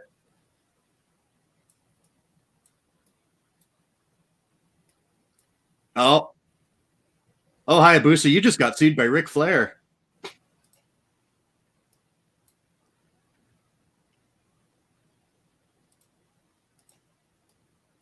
Oh God, I was just thinking like if I could like take two people and like just book that like and full time control powers, of course, I would totally book like Ric Flair and Dusty Rhodes in a match like this. Can you imagine the sheer blood loss?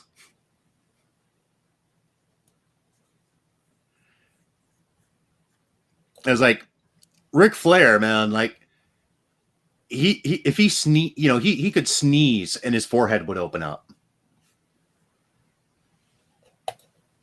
I would book Disco Inferno and Kevin Nash in this sort of thing, just to see how often Kevin Nash would hurt himself.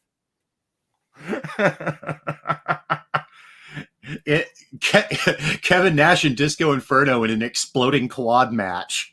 Yep. Oh, nice DDT, but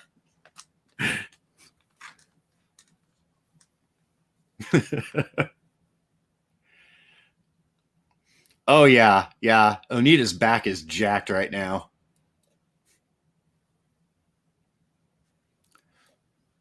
Nice kick. What a maneuver! Oh, okay.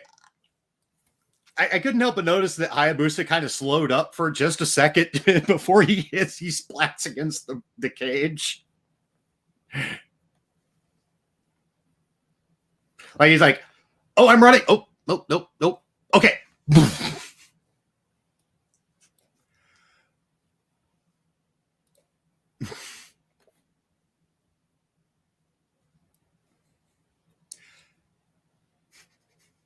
Yep, FMW, everything explodes.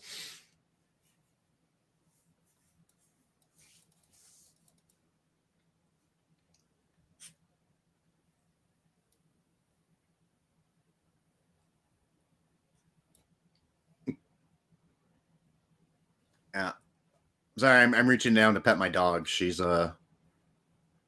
needing some she's needing some scritches. Bitches get scritches.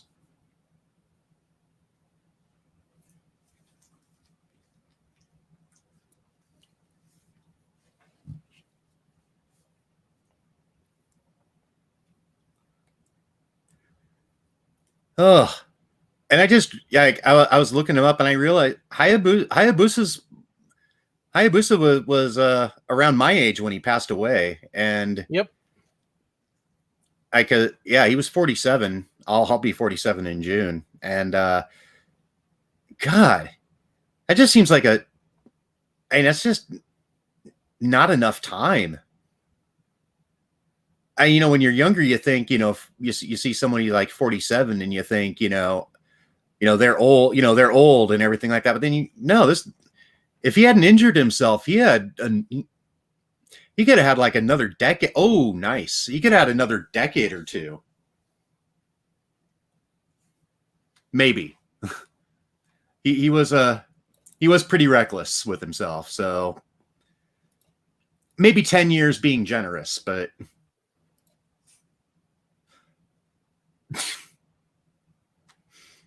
I love the dust. Like everything's everything just a cloud of dust now. Oh no. Oh.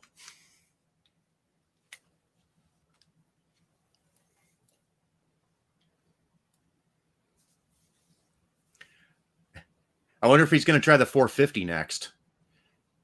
And what, the referee's a little kid now? Where's my scritches? Oh, you'll get yours. You'll get yours.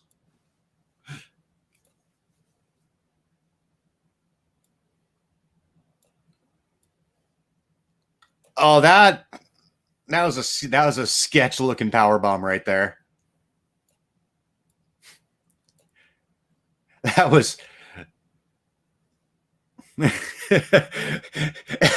FMW, Fireworks Mayhem Wrestling. Yes.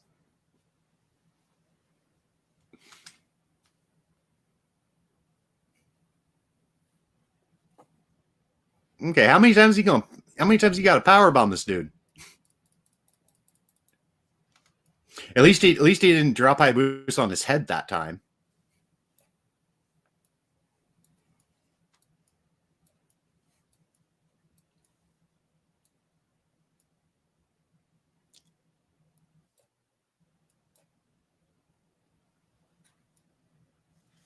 And I think that was it. Yep. Onita won. It was a hell of a good match. You know, for what it was.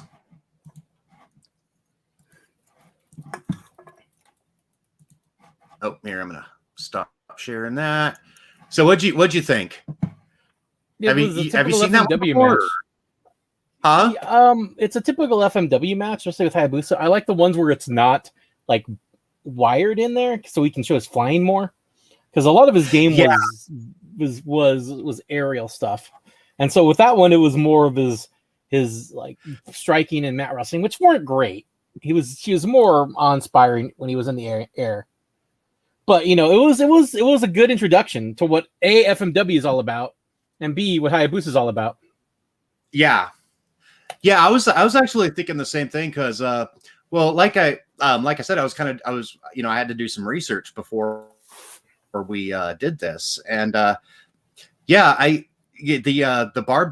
exploding barbed wire stuff really kind of hampers a lot of his offense because he was a flyer. He was definitely a flyer.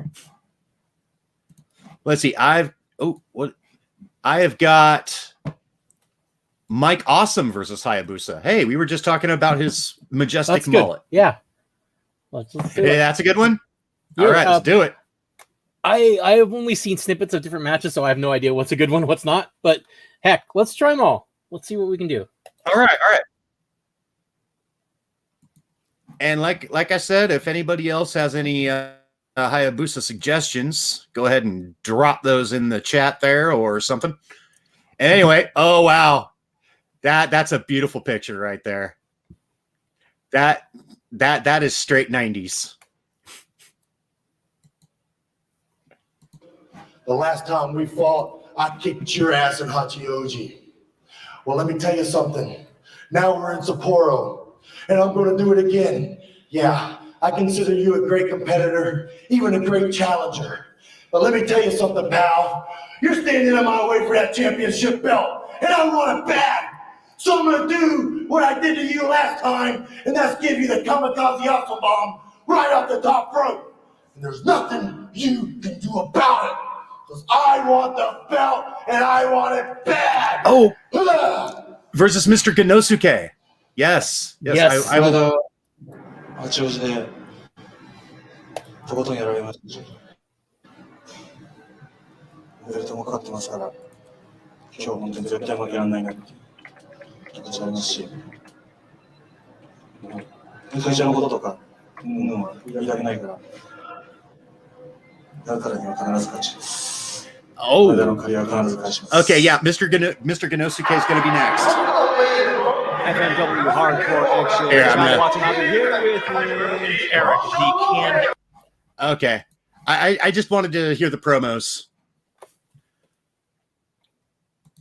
It's okay if I mute it, right?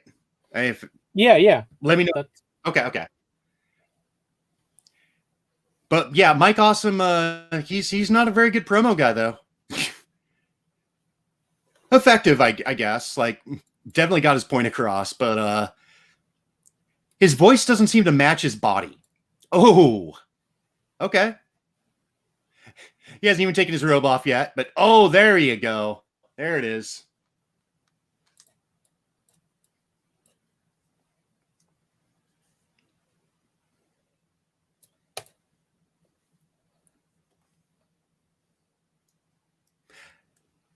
I miss both these guys.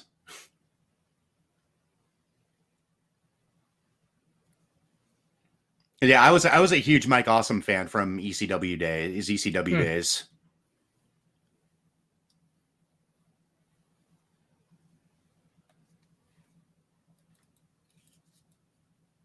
And his matches against Tanaka were amazing, were brilliant, I thought.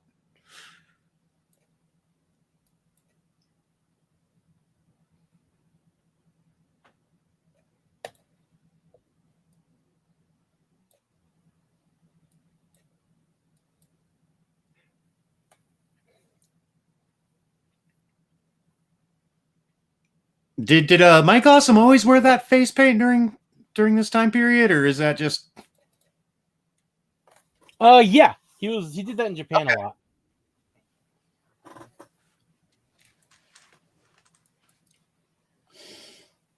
Yeah, I kind of thought I think he should have stuck with that. Actually, I don't mind. Yeah, I think the makeup scheme on his face is pretty cool. But yeah, he's a big beefy boy. And if I'm not mistaken, wasn't Mike Awesome related to Hulk Hogan? I don't know, actually. I don't think so, because athleticism doesn't run in the Hogan family. Oh, I guess Ryan says yeah, he was. Guess he was. I think he was saying something else.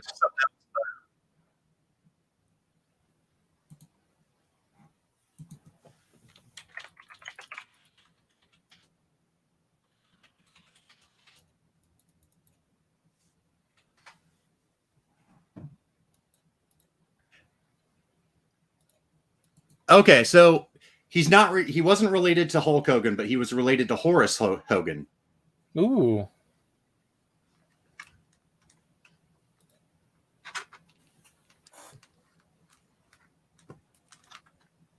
Yeah, I knew it was something like that. Like I had heard like a long time ago that there was a connection between the two, but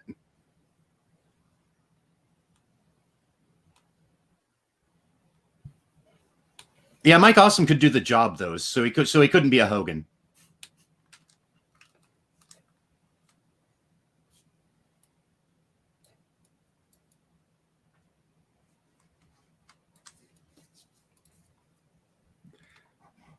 All right, we are not 5 minutes into this, and there's some serious rest hold action going on here. Yeah, you blow up every now and then, Yeah. Hulk's actual brother was Horace. Okay.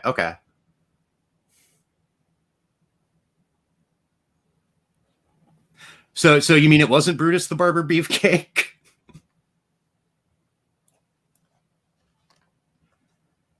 Oh, Jesus. No thanks.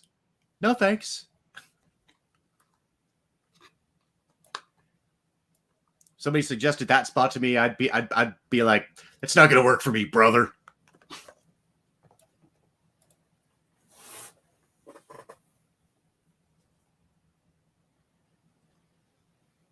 The Booty Man. Yes, the Booty Man. Or Zodiac or whatever. Oh God. How many gimmicks did Ed Leslie have anyway?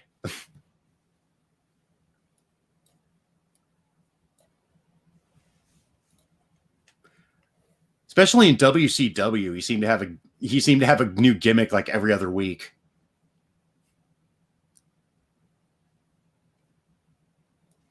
Here's the awesome bomb. Oh, into the table. Yeah, of course.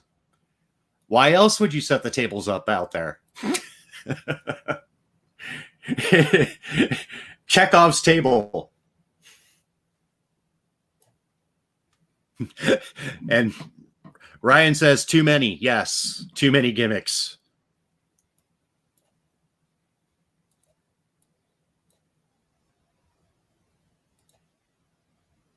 And those tables are thick too. Yes, yeah, they are.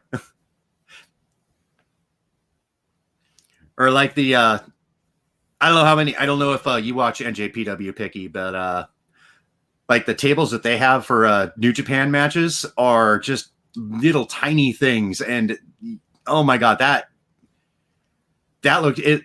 Table spots in NJPW just look extra painful.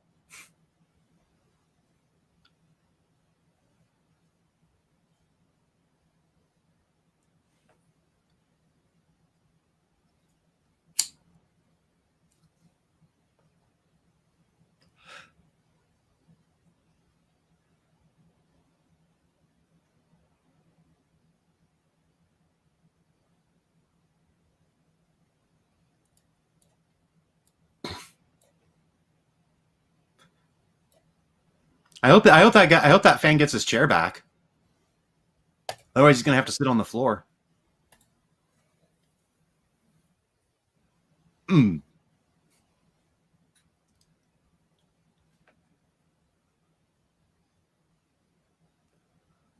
Thankfully, this is FMW, so yeah, there's no DQ on the table here.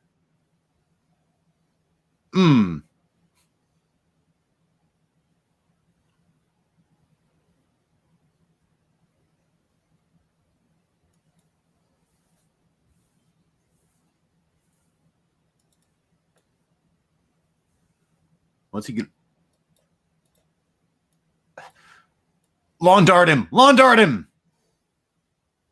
Oh.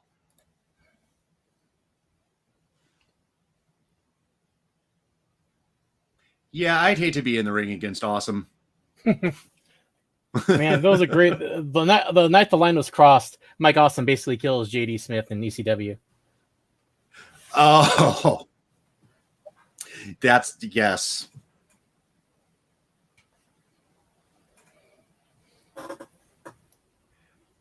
And he's got some psychology going. Like he's been working Hayabusa's arm pretty well there. I mean, of course, the bandage would make it like a big giveaway. Like, hey, bro, work this arm.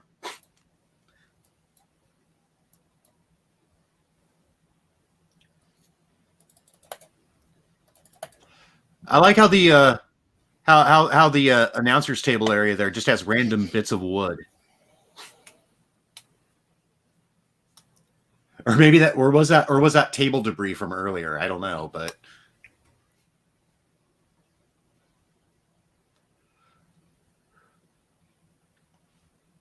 so when's the explosions? When do the explosions happen?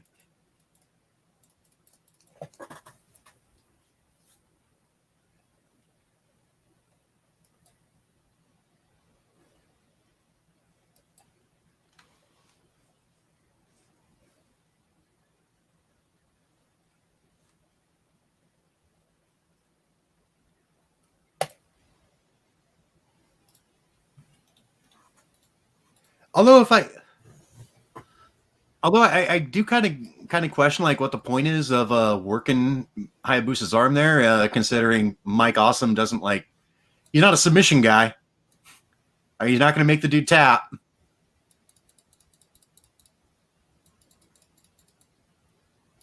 He's setting his arm up for the Awesome Bomb.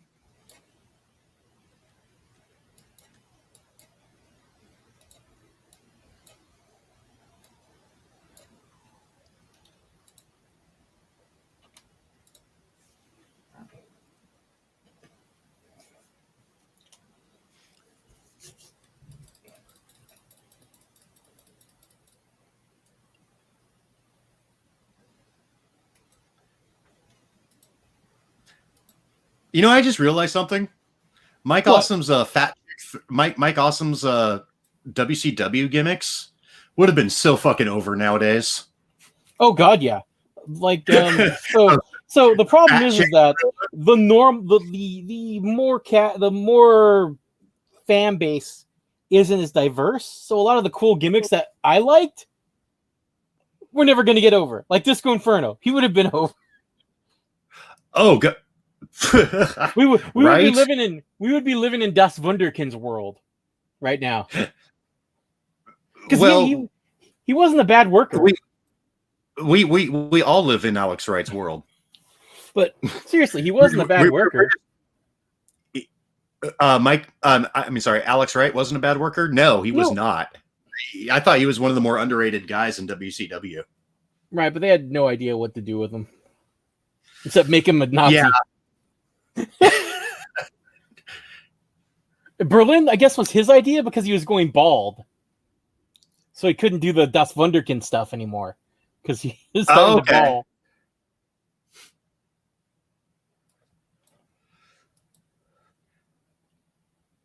So, you know, I guess it was the right thing to do. Oh, that 70s guy, yes. That 70s guy would have definitely been over in modern wrestling. Oh, man. He could have been in tag team with the Booty Man. They'd be wrestling the Young Bucks for the tag titles right now. And also, Ryan says, not related, but Megumi Kudo versus Combat Toyota. Megumi Kudo is an amazing wrestler. After we're done here, I'll go look that up. Maybe we can put that on.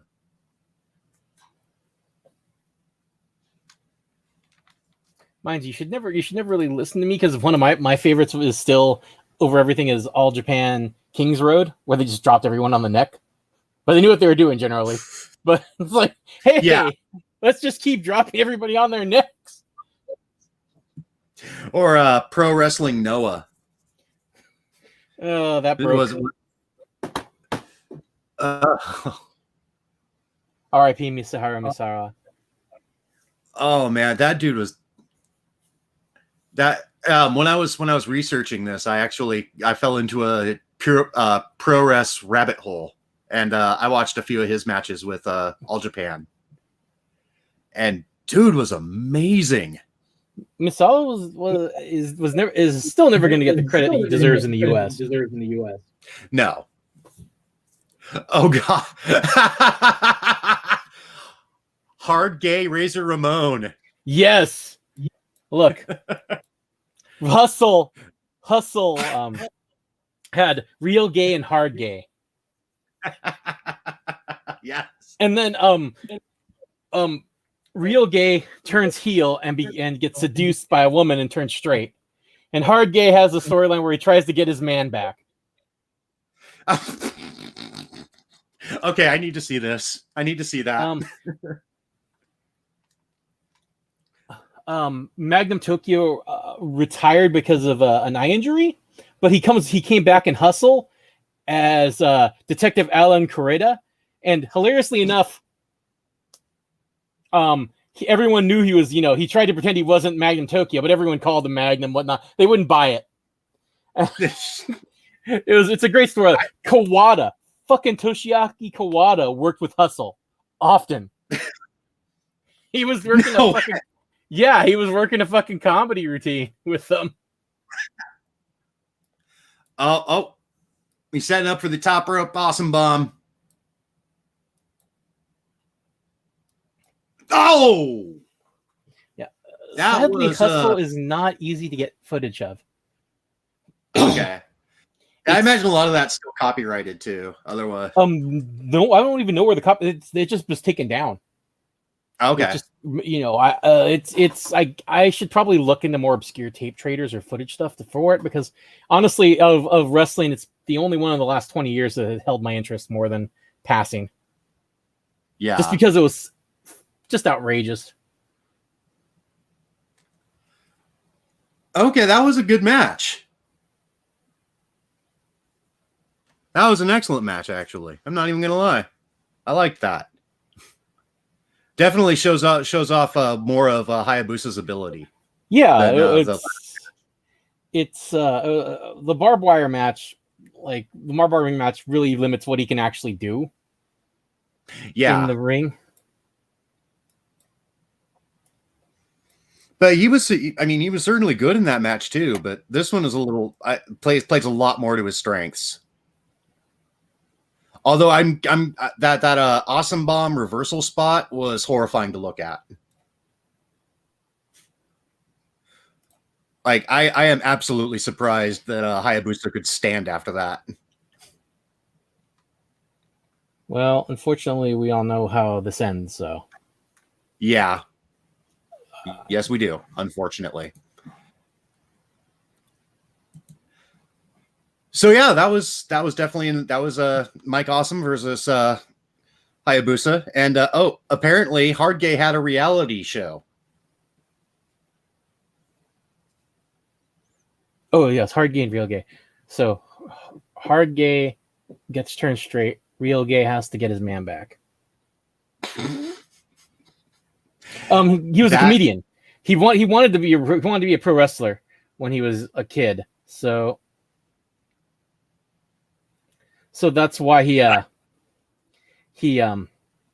into Hustle. So Hustle let him realize his dream of being a pro wrestler. Yeah.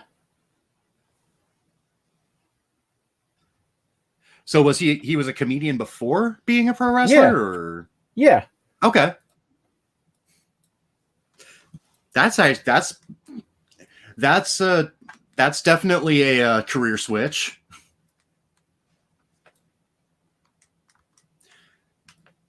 I was just thinking, Real Gay and Hard Gay should have had a should have gone over to DDT wrestling and teamed up with Danshoku Dino. Shame they were a decade yeah. early. They could have teamed up to fist Kota Ibushi together. Oh Jesus! I like DDT. But I really like Tokyo Joshi Pro. The gals there aren't like the most skilled, but they're really got a lot of personality, and they're getting better. Like they're getting better. Like So this is funny. Like Maki Ito is not a heel, not a face. She's like a hard luck wrestler. You know? Right. And I was thinking, like, or everything in terms of like sometimes I like e-wrestling. Her arc is like Tyrone Hayes because she keeps going up the card despite losing all the time. Actually, I was watching. I'm subscribed to Eve Pro Wrestling. It's a British women's promotion. They do a lot of like streams of their old matches and stuff like that. I saw Maki Ito versus Session Moth Martina. That was a cool match. I saw that too. I was looking at Eve's at Eve's YouTube page. Yeah, I'm subscribed to that. I sometimes go on their lives and watch what they offer. I'd show that here, but trademark. Yeah. But all right, so we've got I got Hayabusa versus Mr. Genosuke. Yes. Next. I love Mr. Genosuke. I am not terribly familiar. This is from. I just liked his name. I was like, anyone who just goes by Mr. Last surname. Yeah. Like Mr. Hughes, the big cat. Yeah. Mr. Fuji. Guy wasn't much of a worker, but Mr. Backlund. Mr. Backlund. Mr. 911.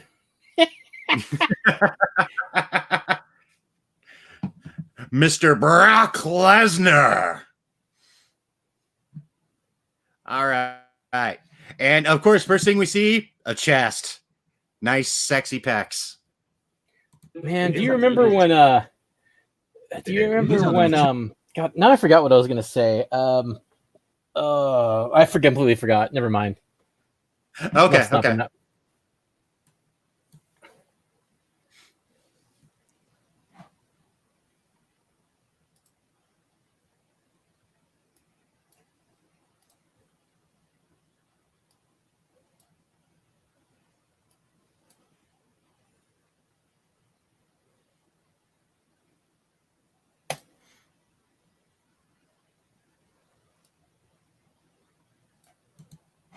Okay, I'm going to full screen this.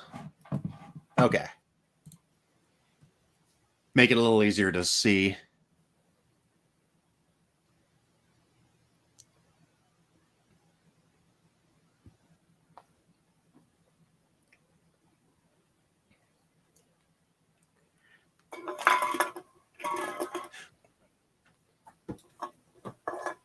I'm sorry. Is this the match or what? Hey.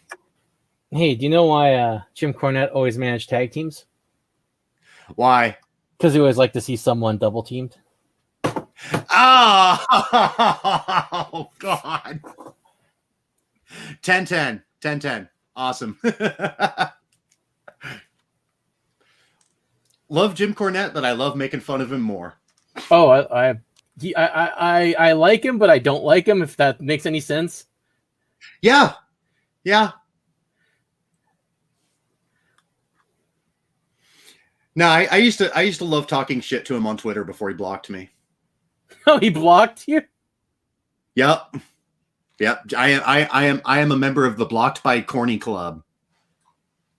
Do you guys have like meetings and shit? we do have a buffet like every year or so.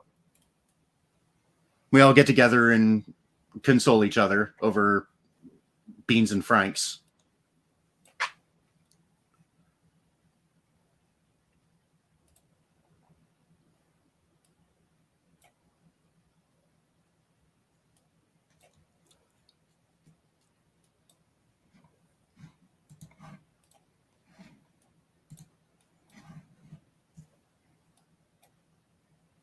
Okay.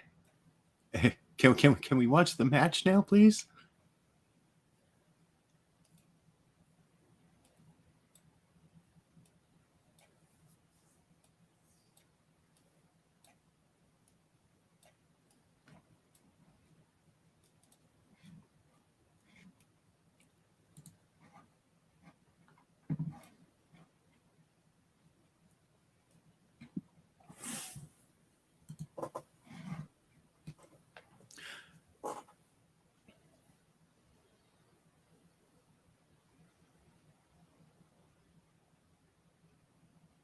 Well, is that Tanaka? Yeah, that's Masato Tanaka. Okay. That's what I thought. He's kind of got that unmistakable build. Like, once you see him, it's like, yep.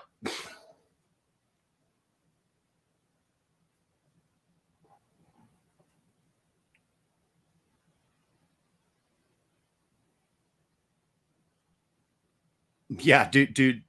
This is you can tell this is older because he isn't quite the roadmap of scars that he became.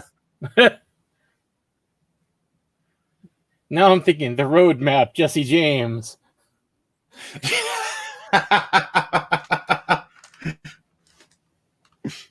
And big ass Billy Gunn. I kind of think they dropped the ball with the New Age Outlaws. I think with a name like that, they should have been like all about crystal gazing and color therapy. Yes. Oh, the New Age Outlaws are going to realign their chakras, Jay. I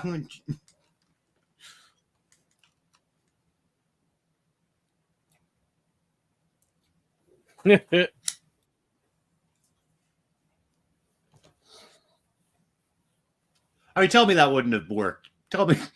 Oh my God, they're going for the incense burner. Oh, the humanity.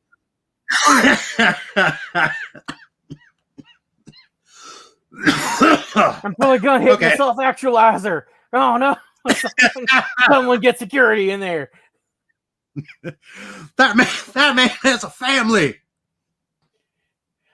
Oh, they just keep giving the other team positive affirmations. This is terrible.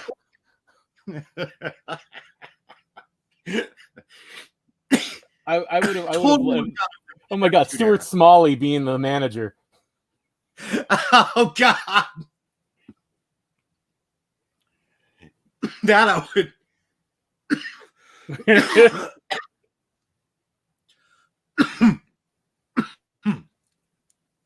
Sorry, I promised myself I'd stay relatively sober today. I haven't had any beer or anything like that, but I made the ill-advised decision of puffing on this joint, and now I'm just like.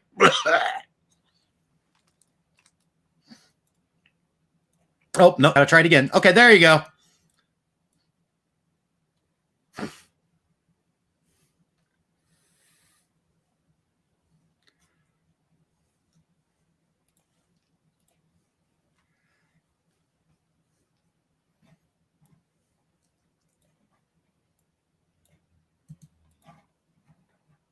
Okay. Like, this looks more like just a montage of stuff, which is cool, but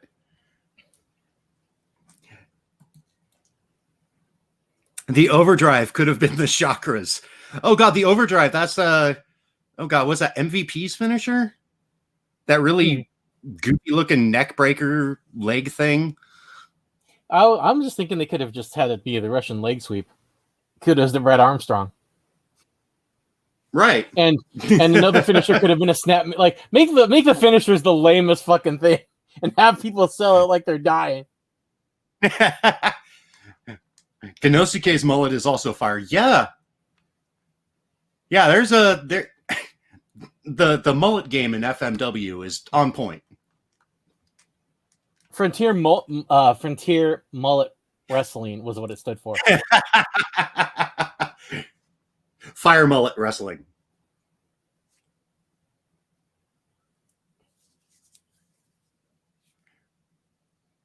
Which should be the next Fire Pro. That should be the next Fire Pro game. You just have to keep going through career mode so you can unlock better mullets.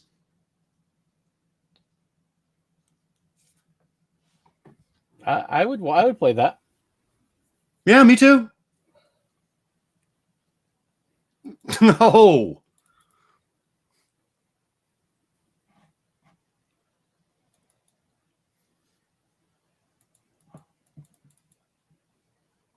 Hayabusa's mask is so fucking cool.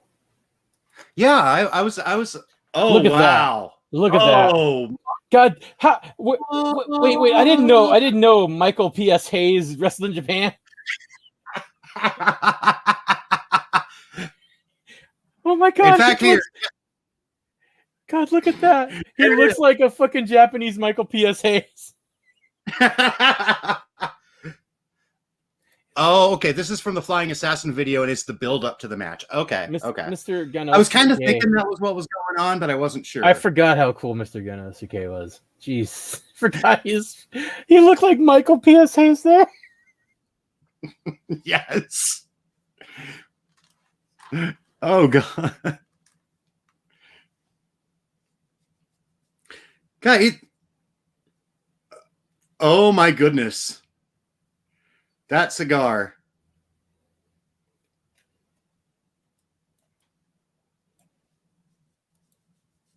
That is some old school me off about Mr. Hughes. Mr. Hughes looked cool, but he was so fucking lame in the ring. He was so fucking lame. It's like, you have the look. How can you be so sucky? He did have a beautiful sidewalk slam, though. He had a really good one. True. This could be why Kenny Omega's mullet is also on point. Yes. You know, you gotta pay homage to those who came before you. Yeah. Oh man, mullet master. Like a masked wrestler who has a mullet. The spirit of previous mullets flows through me. I think I found my gimmick. The mullet warrior. I've been honestly like for years I've been thinking about you know how e-wrestling there's you like have a group of handlers and whatnot. I was thinking of making my own where I make the whole fictional roster and book it myself, or maybe inviting one or two people to brainstorm to do it as well, and do like quick summary matches and whatnot. Yeah, I was actually I was because I have Fire Pro Wrestling World, and I have totally been I was like I haven't played it in a while, but like there was a time there where I was completely obsessed with that game. Like I created like so many of like all of our old e-wrestling characters from the day. Like I had Carnage à Trois in their full glory. I'm so sad. So sorry. What are you talking about? Carnage à Trois was awesome.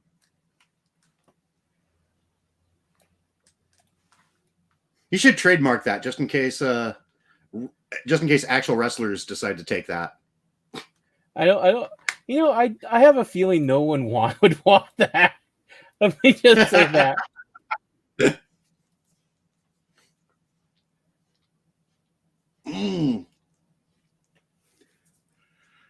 I always wanted this match to take place on the Kumite fighting mat. Oh, you mean the one from Bloodsport where they elevated it and all that shit? Look, you got to fight to survive. Bolo Young, like Chong Li, is one of the greatest ever. Oh god, yes.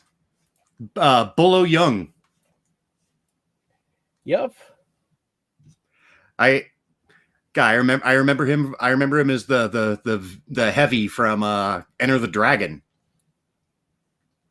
Bolo Young as Chong Li is like one of the greatest movie villains ever. Just so over the top. Yeah. But I knew Frank Dukes was gonna win, but I rooted for Chong Li anyway. As did we all. It's all the right, pecs. You gotta respect the pecs. It's a sweet dropkick. I like when he spazzes out when he beats someone, does a little hand gesture like he's jacking off to people. Ah! Yes.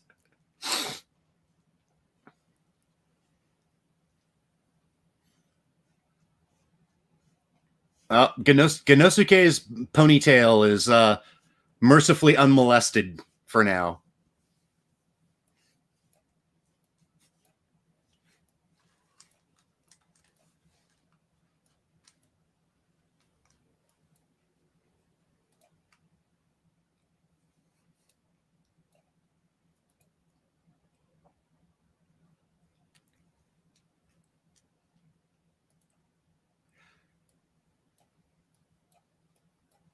I can see why Ryan's recommended this, because this is, I mean, it's kind of just getting started, but these guys are good.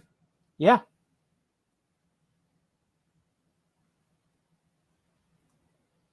FMW didn't have like the most talented roster. It was pretty. There were some good guys, but they were. During this time in Japan, there was a glut of promotions. You had also Michinoku Pro. You had Pride. You had Dragon's Gate at the time, which was called. God, I'm forgetting the name now. It's Toriumon, excuse me, and some others. Yeah. And they were. And this started during the real decline of like Noah was going to start. Like people were leaving all Japan, so. Oh right. Yeah, I was gonna say, like, there's like, I mean, how many major promotions were there in Japan at this time? More than two. Yeah, like.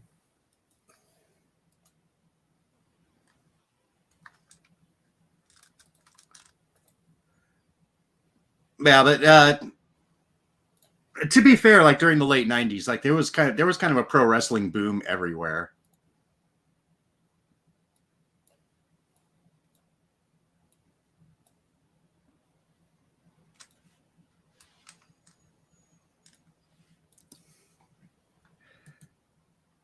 Genosuke still has a mullet to unleash. He will go from now. He will go from Damn Jericho to 90s PSAs in a couple minutes. Oh, God. That is beautiful. That is a beautiful transformation from a young caterpillar to a beautiful sleazy swan. Like mixing animals and transformations. Isn't that how it works, though?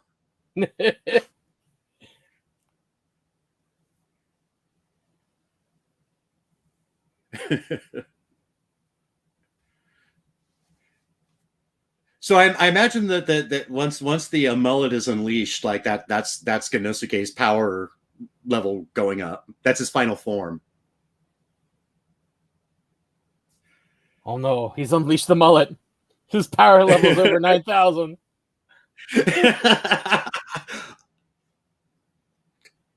Okay, I can see why that would hurt, but at the same time, that it looks a little counterproductive. But good on you. Good on you.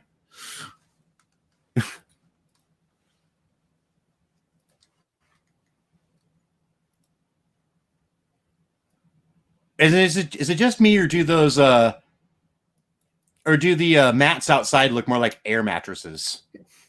They look like deflated air mattresses. Oh. That was his Jeff Hardy can suck it swanton.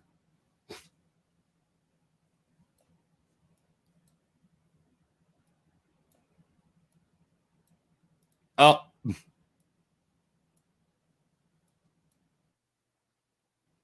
Dude, it's 7W. You're not going to get disqualified, man. He's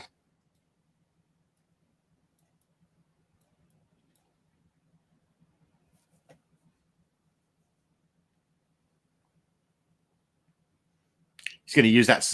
Manager's going to use that cigar as a suppository. That's why he had it in his mouth, so he can put the tip in easier. Right. You got to lube it before you stick it in.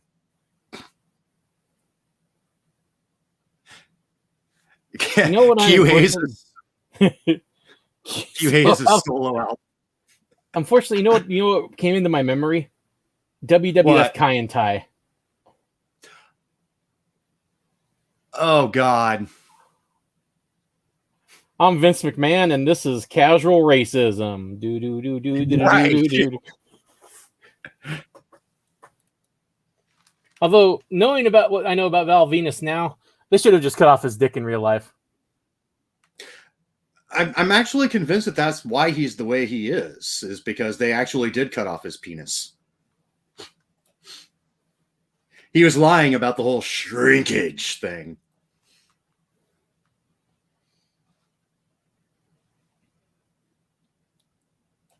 Oh, God. It's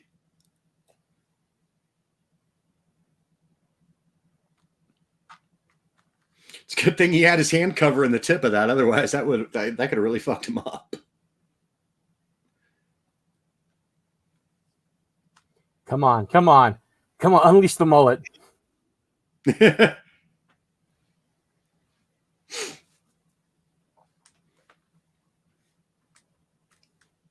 That's his last resort when he's losing.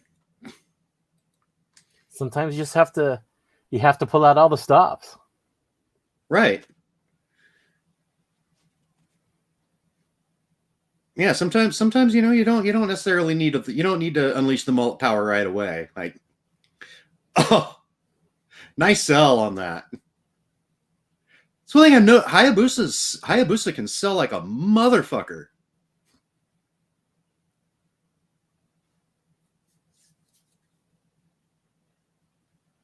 I can see why he was such a big deal. His influence was gigantic on the wrestling industry.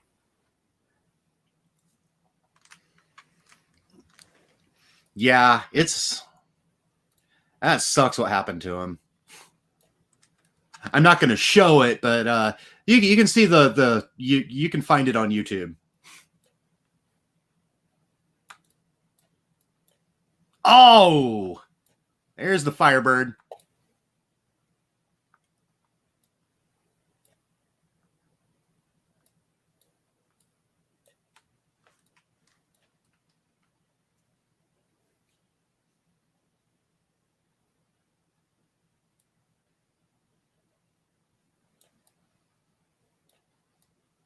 Nice Falcon Arrow. One of my favorite moves, by the way. I don't know why. It just ticks all the boxes for me.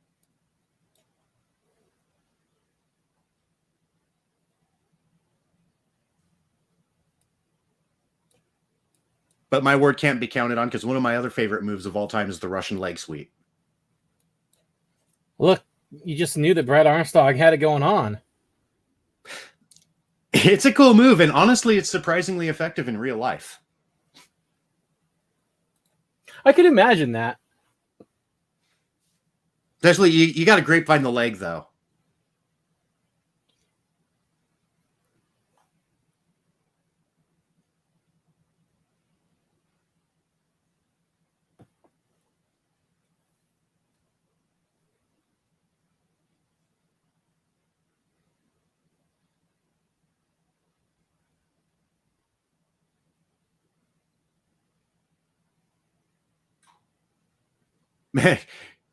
His Falcon Arrow game's on point too.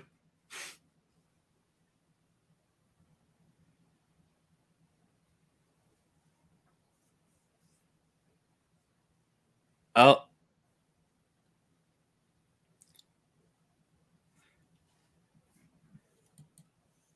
He clicks his heel as against his head. Okay.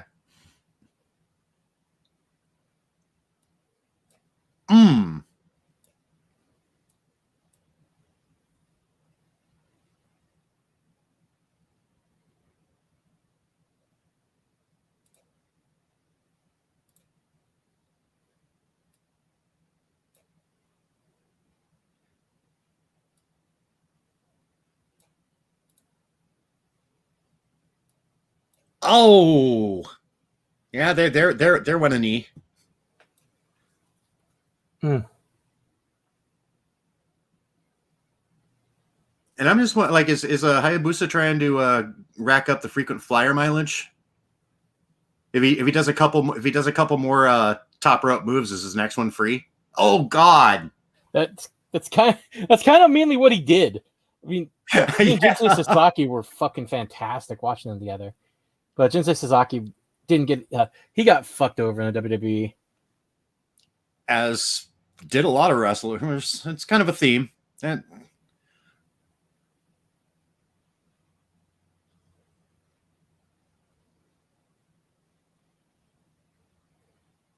these are pretty Northern Lights.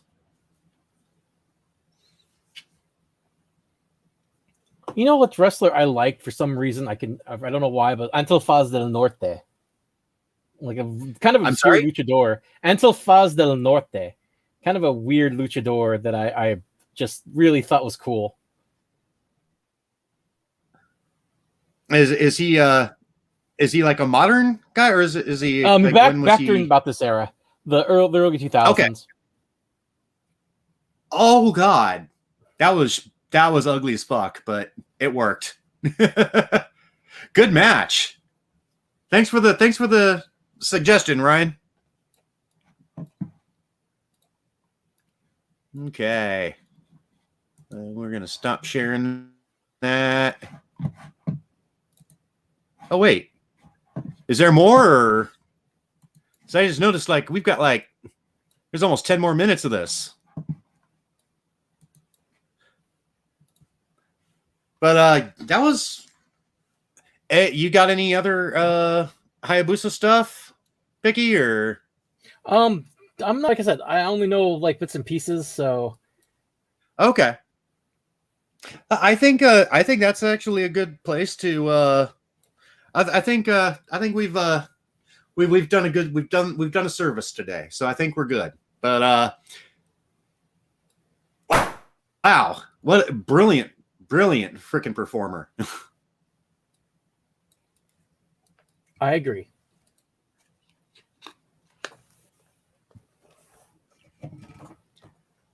Like everything about like he has his flying maneuvers are freaking great.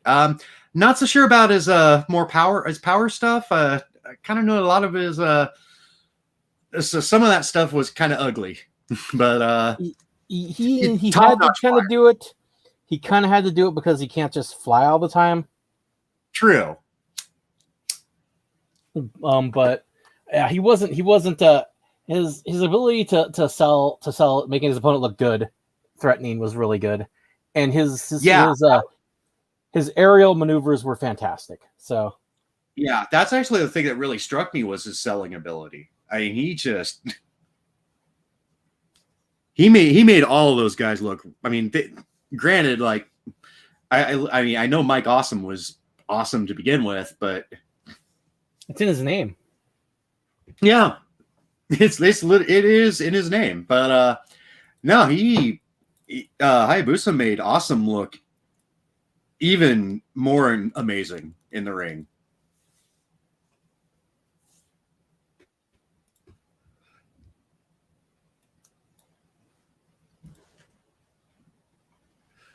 But yeah, so I didn't know this. After he got paralyzed, he became a singer. I did not know that either. Yeah.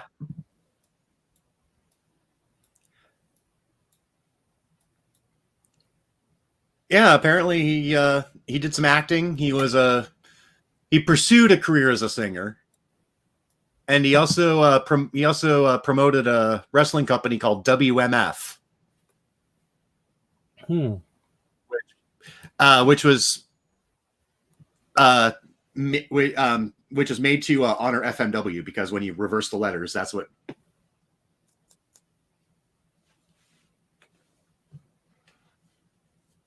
Yeah, he opened that after FMW closed.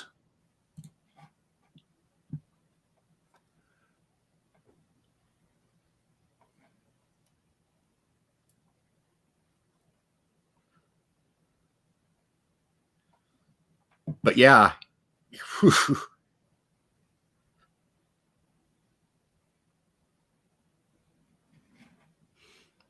Okay, his oh, actually no, I think here I'm gonna look up.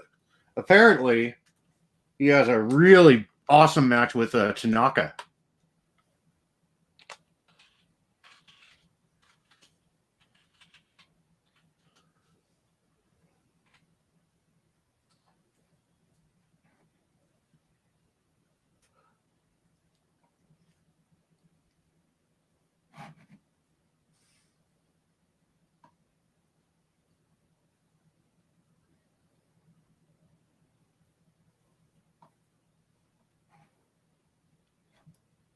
Okay.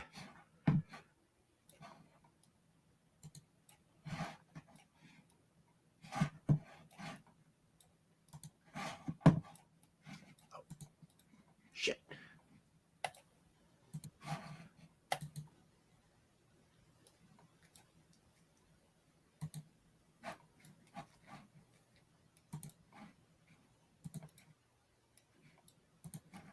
Okay, here we go.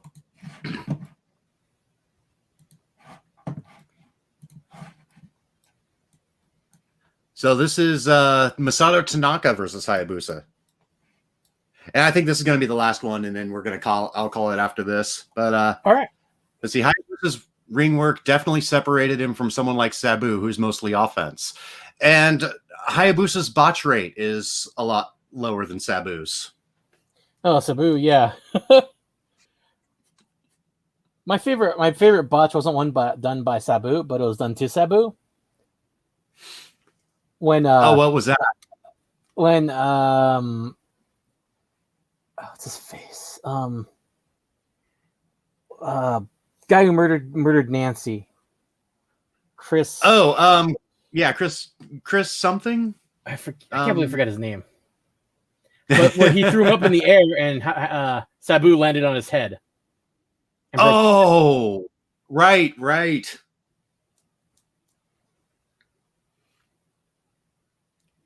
You know, he broke Taz's neck too. Chris Benoit. Yeah. See, I thought you were actually joking, and I was just rolling around. But you actually forgot his last name. Yeah, I had lastly forgot his last name. I knew it was Chris, but I was like, why is Chris Jericho in my head?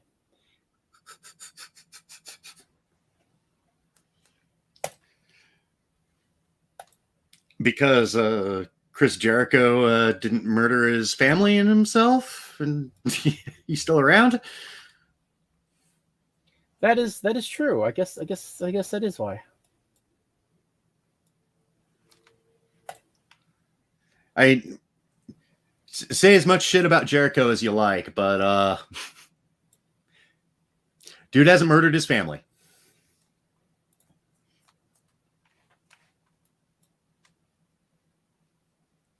Although you can talk shit about Jericho for plenty of other things.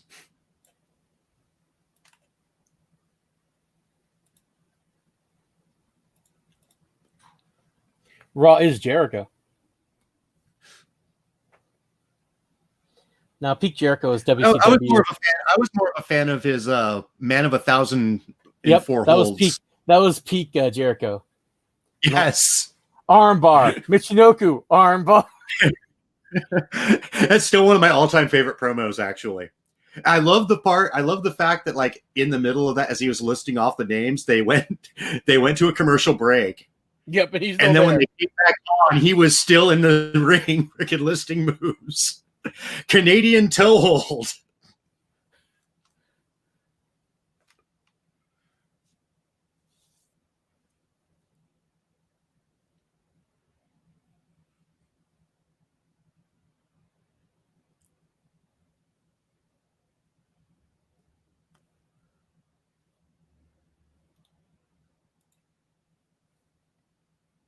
Ooh. It's a good sequence. Hell yeah.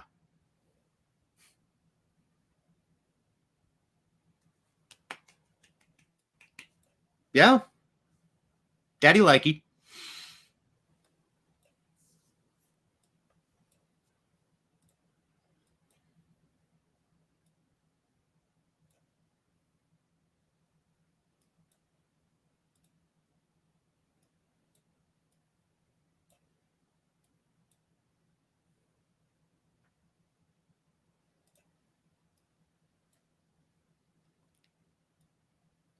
Oh, he's pretty good technically, too.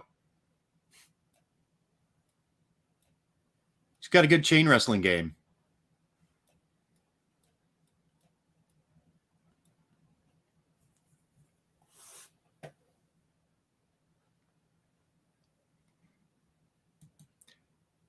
This is also on the DVD. I'll bring you a digital copy when I see you next. Yeah, I would appreciate that. I definitely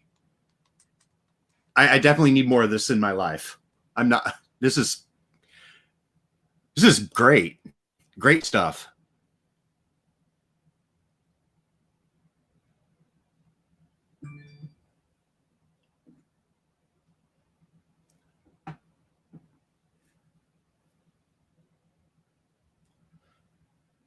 And I just realized what's so distinctive about Masato Tanaka. Dude is incredibly top heavy. Yeah, he's like built like a. He is all like shoulders and pecs. Yeah. But you got these little teeny stubby legs.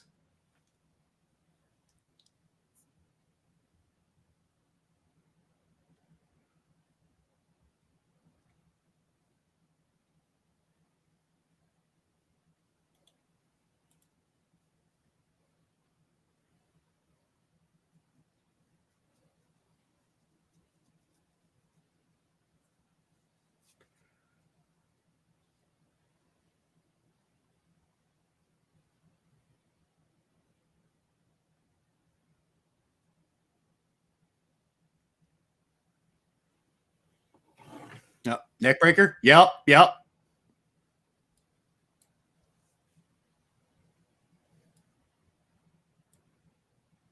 Remember the days when the neck breaker was a legitimate finisher? I don't remember. Like Rick Rude used a neck breaker. Honky Tonk Man had the swinging neck breaker. Oh, that I do remember that particular era.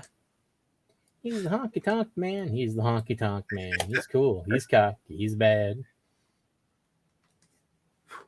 God, I hated him so much when I was a kid, but going back and watching his stuff now, like it has some. He was hilarious. He was a good heel. Yeah. Yeah, but you see those outside those mats outside the ring look like deflated air mattresses. That's where the wrestlers they inflate them to sleep after the shows. That's where they have to sleep after the show. Yep.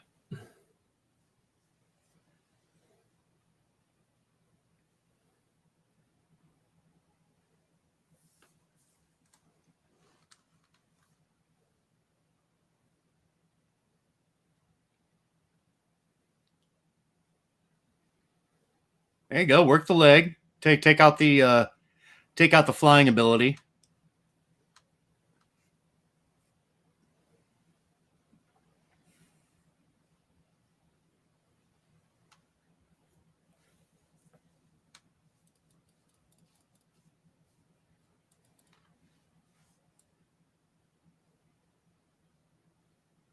Yeah, the shake, rattle, and roll. That's what the Honky Tonk Man's neck breaker was called.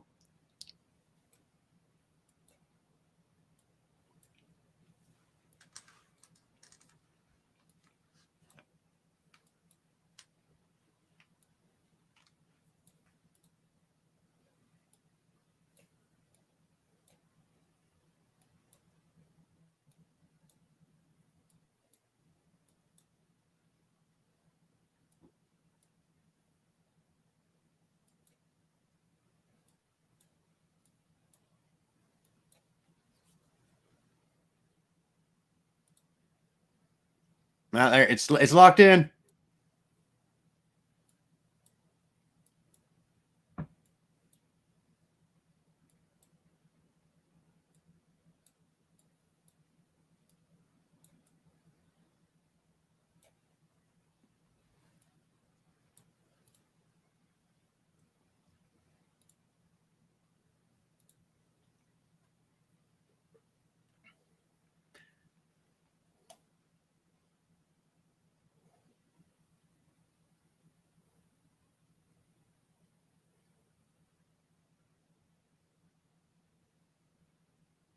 Okay, that actually does look like it hurts. Oh, there. We got the reversal finally. I mean, you knew that was going to happen.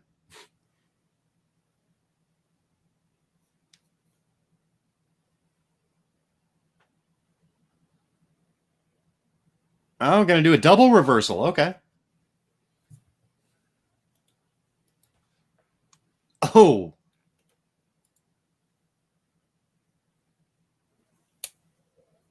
Dueling bitch slaps.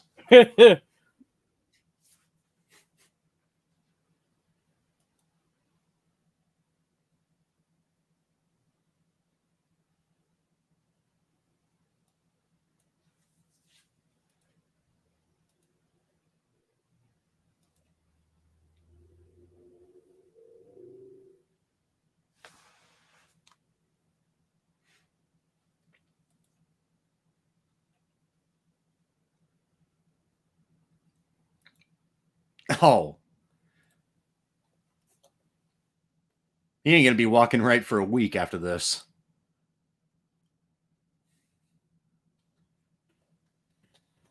Indian Deathlock? No? Okay.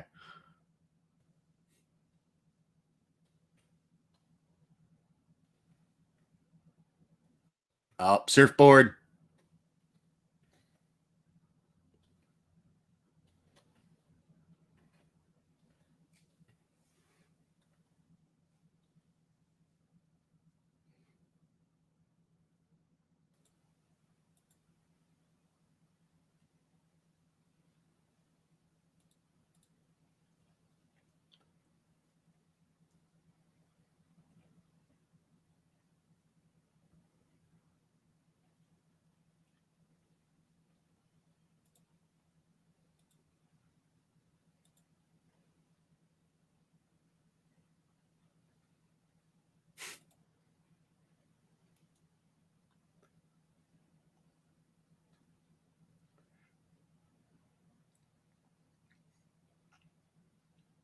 Okay. Nice Eric Watts drop kick there. Look, Eric Watts innovated the drop kick to the shin. Okay. If I were booking WCW at the time, that would have been his finisher. Oh, I would have had him and Brett Armstrong tag. It would be a drop kick to the shin, and then Brett Armstrong hits the Russian leg sweep. That was deadly combo, and I'd make sure everyone sold it like they were killed, like they would have to be stretchered out. Yeah, you got to sell out like you're being electrocuted. And oh, there.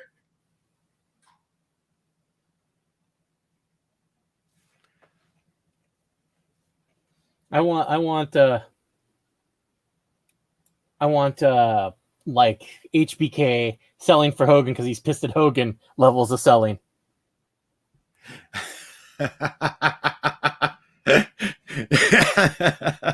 One of my favorite Shawn Michaels matches, by the way. every match with Tanaka and versus Awesome was brutal. Like Tanaka wanted to get a table spot. Yeah. Yeah, those two in ECW especially, like, threw everything at each other but the kitchen sink practically. I'm pretty sure if there was a kitchen that if one of the fans had a kitchen sink, they would use it. But look, ECW. I'm surprised they didn't bring in a kitchen sink.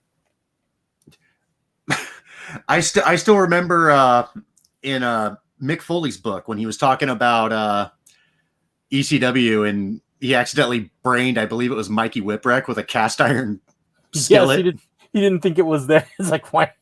Yeah. But look, it's so weird hearing from ECW alum how much love they still have for the promotion. It was, I still love ECW. Like, oh, so do I. I just like the fact that the people who wrestled there, for the most part, loved it as well. I mean, so many of them were, couldn't be paid because they weren't making jack shit for money. Yeah. And they still went out there. Yeah, that was a thing that always really surprised me about ECW, looking into their history. So like, it was just how little money they actually had.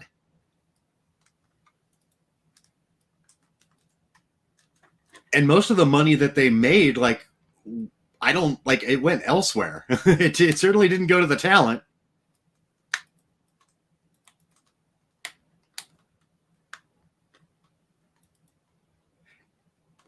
And I don't think that it was going to Paul Heyman, because Heyman had to move in with his mother during that time.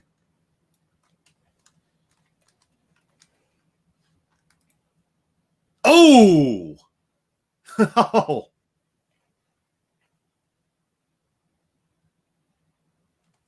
This is I mean, of course, Tanaka's gold in the ring, but these guys really have some good chemistry.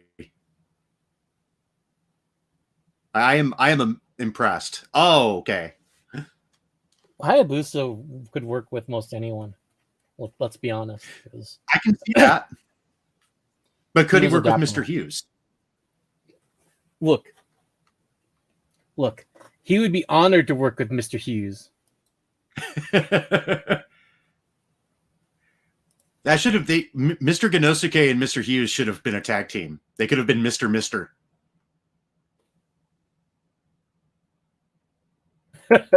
Oh my God, they could come out to Mr. Mister. Their finisher could be the broken wings.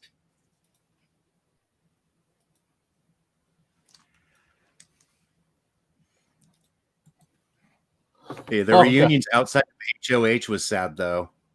Yeah.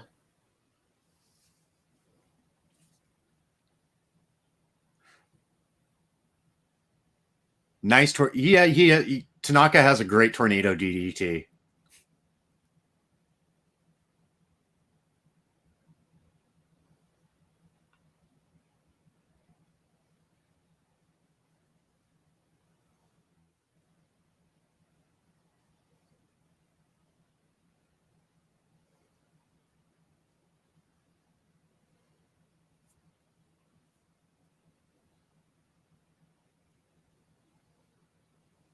And honestly, I don't know if you guys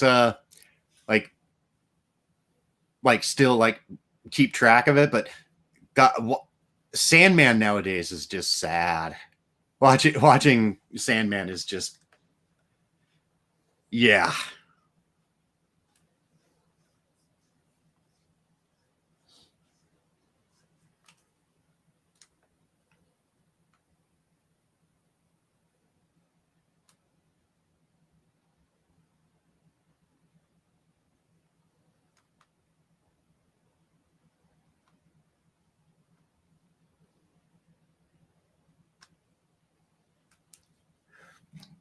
The money was all going to Francine. I can't confirm though.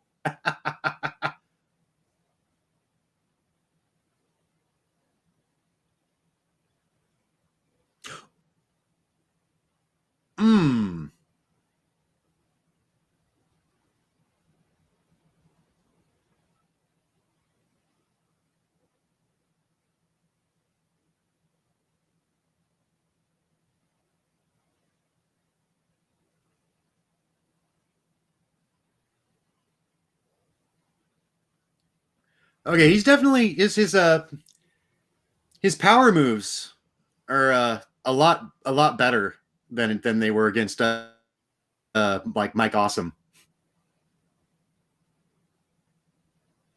But then Mike Awesome's almost 300 pounds, so it should stand to reason.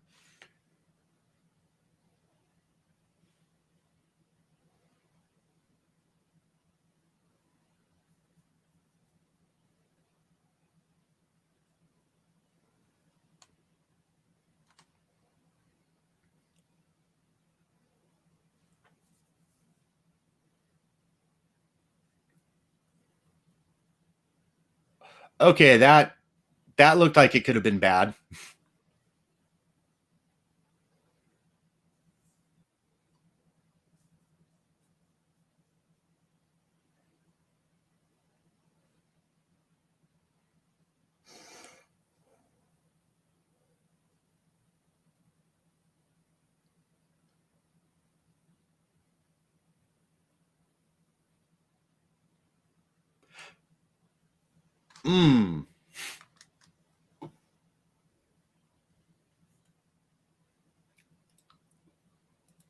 I still love Shane Douglas. Oh, his work Me too. back in ECW.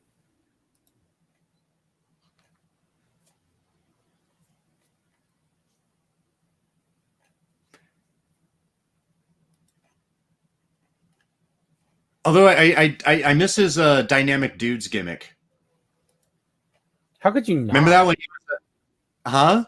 How could you not miss? Man, I always love the fact that they came to the ring like with skateboards, but none of them actually rode skateboards. Like, they just carried them. Still a better gimmick than what he did in the WWF. Oh, Dean Douglas. Oh man. Now, if they had made Dean Douglas like like Dean Martin, drunk, yes, and everything. Okay, and I did like full-blooded Italian Tracy Smothers. I thought that was hilarious. Yes, and he went with it. I love the fact he went with it. Yeah. Oh God, who else? Oh God, you know who else was in ECW? PN News. Remember him? The Amish Roadkill? No, PN News, the rapper in ECW. Yeah, he was one of the Baldies. Oh, I didn't know that. Look, yeah. PN News was misused. He should have been rapper of the year. You know, he got robbed by Vanilla Ice. Vanilla Ice robbed him. That's not all Vanilla Ice robbed.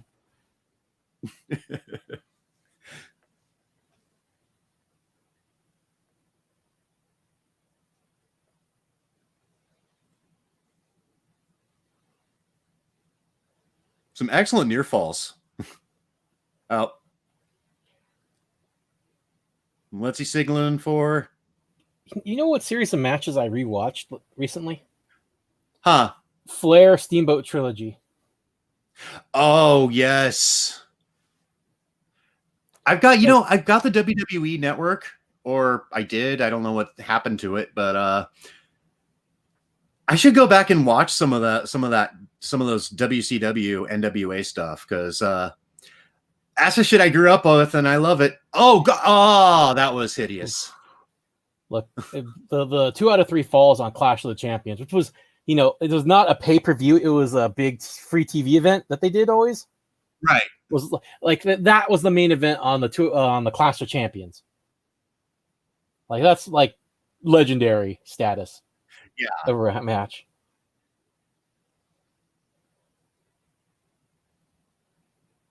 It's a cool move.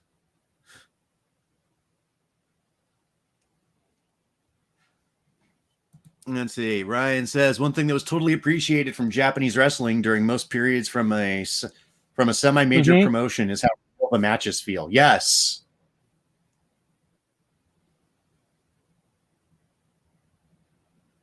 Yeah, these guys, they look like they are legitimately beating the shit out of each other. Oh.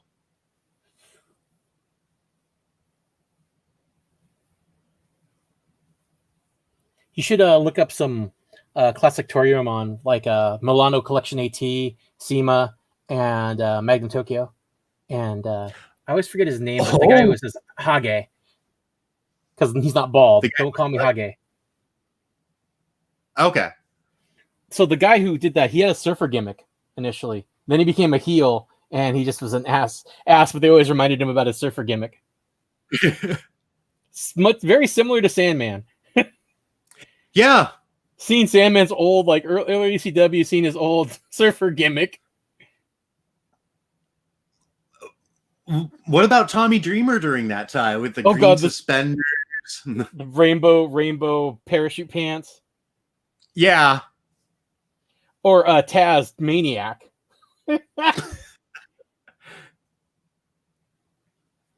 Oh, 90s gimmicks never change.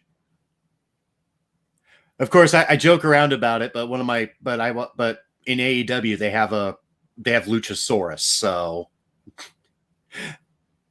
that's a good gimmick, man. Yeah. No, I'm all about some Jurassic Express. You know what's remember in the 80s territory, the Rock and Roll Express were sex symbols?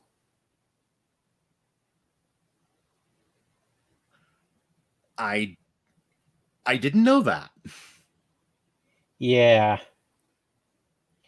Just think about that. Robert Gibson's like blanket on him his chair, where good old fucking even Sean Connery's going, boy, you've got a lot of hair there.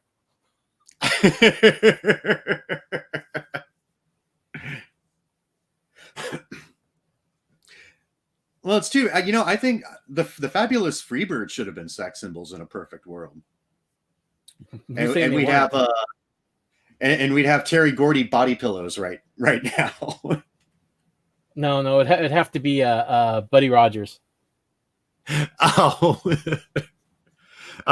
okay. So that's okay. WWE's network was sold to NBC, and it's part of the Peacock app now. Okay. Yeah, so you get Peacock and WWE Network. The content's on there. WWE so yeah, it's actually cheaper than the old network subscription. So look into it.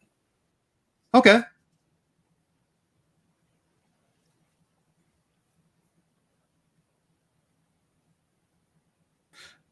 I was gonna say like $10 a month. Like most of the wrestling apps are not that expensive. I mean, really. They went with the deal for more content. They needed in the streaming wars.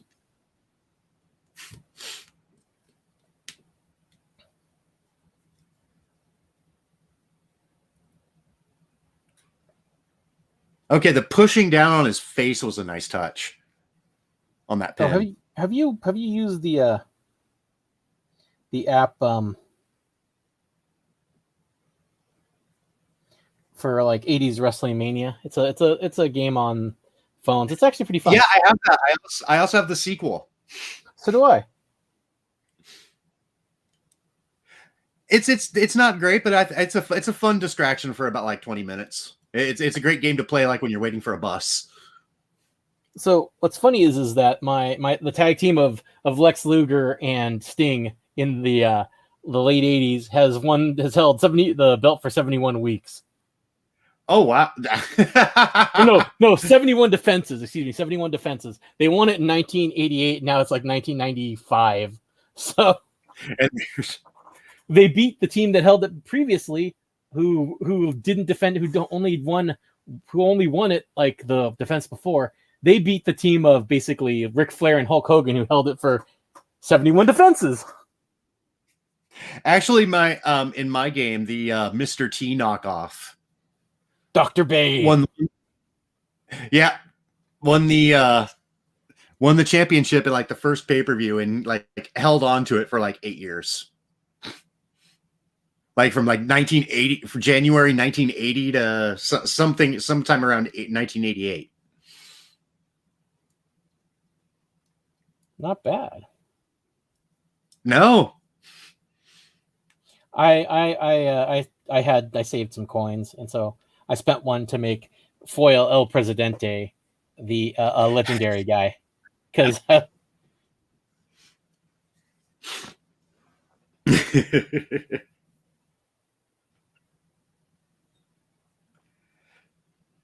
Yeah, I'm not as sold on the sequel though. No, it's not. I feel it doesn't. It's not as good anywhere. Either. No.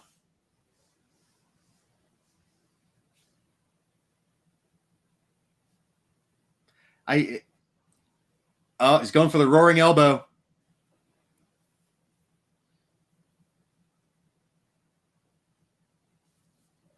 This is pre-80. This is only 2 million scar Masato Tanaka, not 8 million scar. Yeah. Oh, it's beautiful. Oh, I think he killed him. Yeah. Here goes again. I think yeah. Oh, that was a good outcome. I liked it. Like the finish. Dropped him on his head twice. Yeah. What is this? All Japan? No, only twice. Excuse me. The opening bell is just basically, oh yeah, no, we should drop him on his head. Sounds good. Can't wait for Retromania. Yes, I am all about Retromania. I am looking forward to that one too. Did they have when's it again? No idea. Its release date's been pushed back so many times. It's supposedly coming soon, but I was going to say they were saying that 2 years ago.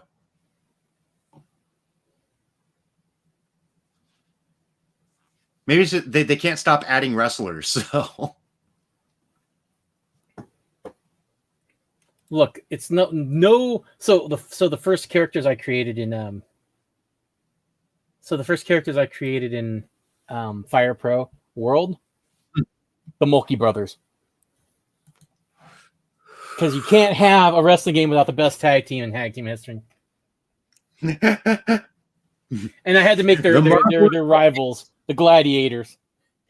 If you remember where they talked up for like weeks, this big tag team coming from California knows the Gladiators. They're gonna change wrestling. They're so famous. They were there just to job to the Mulkeys, so the Mulkeys could leave, retire from wrestling with a win after doing the job so often. But it was great. They built up the Gladiators, and then these like guys who look like shit in like terrible full body costumes. Something that not Bill Watts, but what's his face? The guy who did the Ding Dongs would think of. Come out. Jim Herd. Yes, Herd. Something Herd would think of. And they come out, and the Mulkeys win by a roll up. But it was great that they built up everything for this to send them off.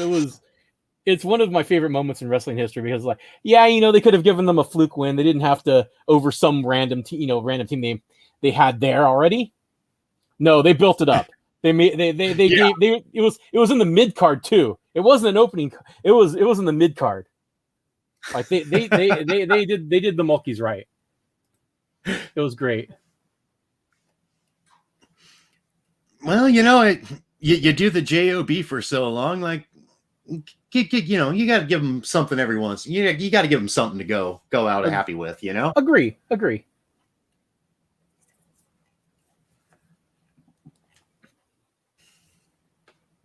I always felt bad for the Mulkeys when they were set up to job for the Legion of Doom.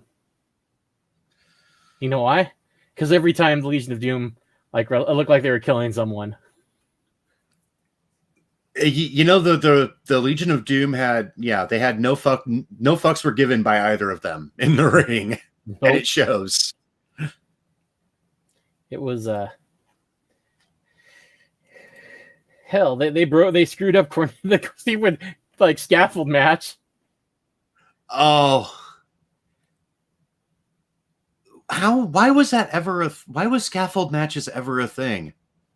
Who knows? So today in Forbes, lots of things, a bunch of arcade groups and retro gamers that I know have been posting about this. So an old Sega R360, which is the 360 Afterburner cabinet, the one that rotated.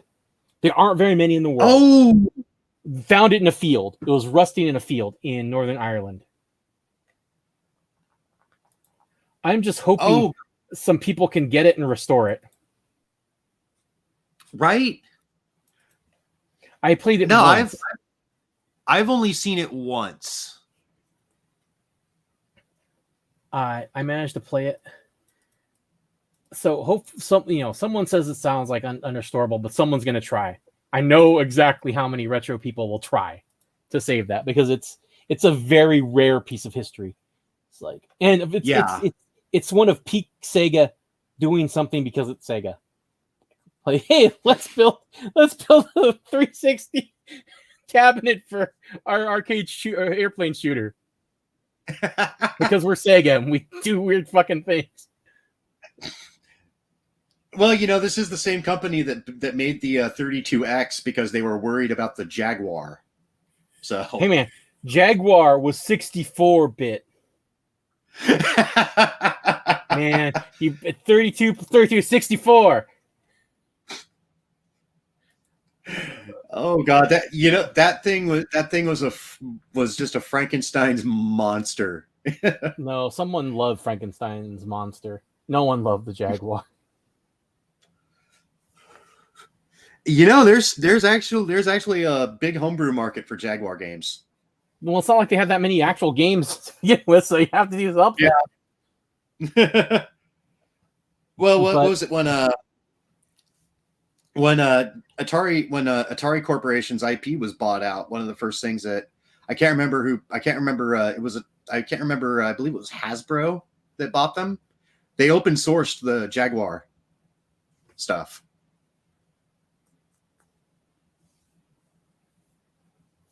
That's pretty cool. So they're some of the graphics look really good now. Well, I mean, a couple of decades of tinkering, and eventually you're going to sort all that out. But yeah. So now I'm thinking about like saving some cash and getting a PS1 optical drive emulator. Oh right. To go, so I can just I have some extra PS1s like first model and second revisions that I can use for it. So I'll probably just have. I'm debating whether or not I buy it and learn how to solder for it because it's somewhat of a tricky solder, or just end up going 300 like without the satiator and going for someone to mod it. Pay for it, which is like 100. The modification is about 100, like that. Okay. I might do that just to save myself some trouble. Yeah, I don't. Yeah. Sorry, go ahead. No, I was gonna say then I could just sell some of my like high-end PS1 games that I don't actually care about to cover it. Right. Like, or I could just sell my one copy of Panzer Dragoon Saga and pay for that and my satiator and everything else multiple times over.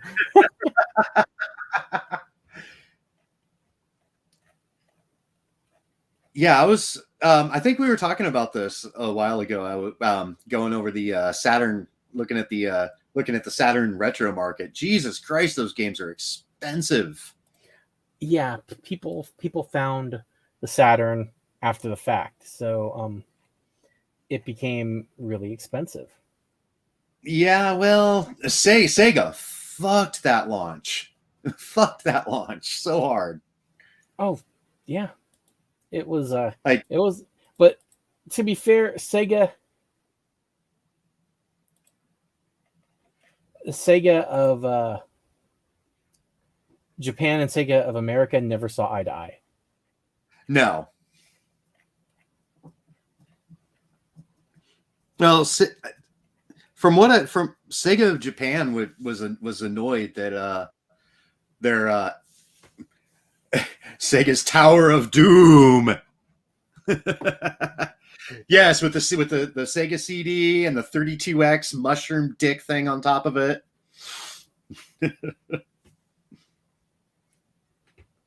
Tower of Power forever. But yeah, it was because like the Mega Drive wasn't. The TurboGrafx was still outselling it. The PC Engine was still outselling it in Japan. Like it wasn't even the number 2 console over there.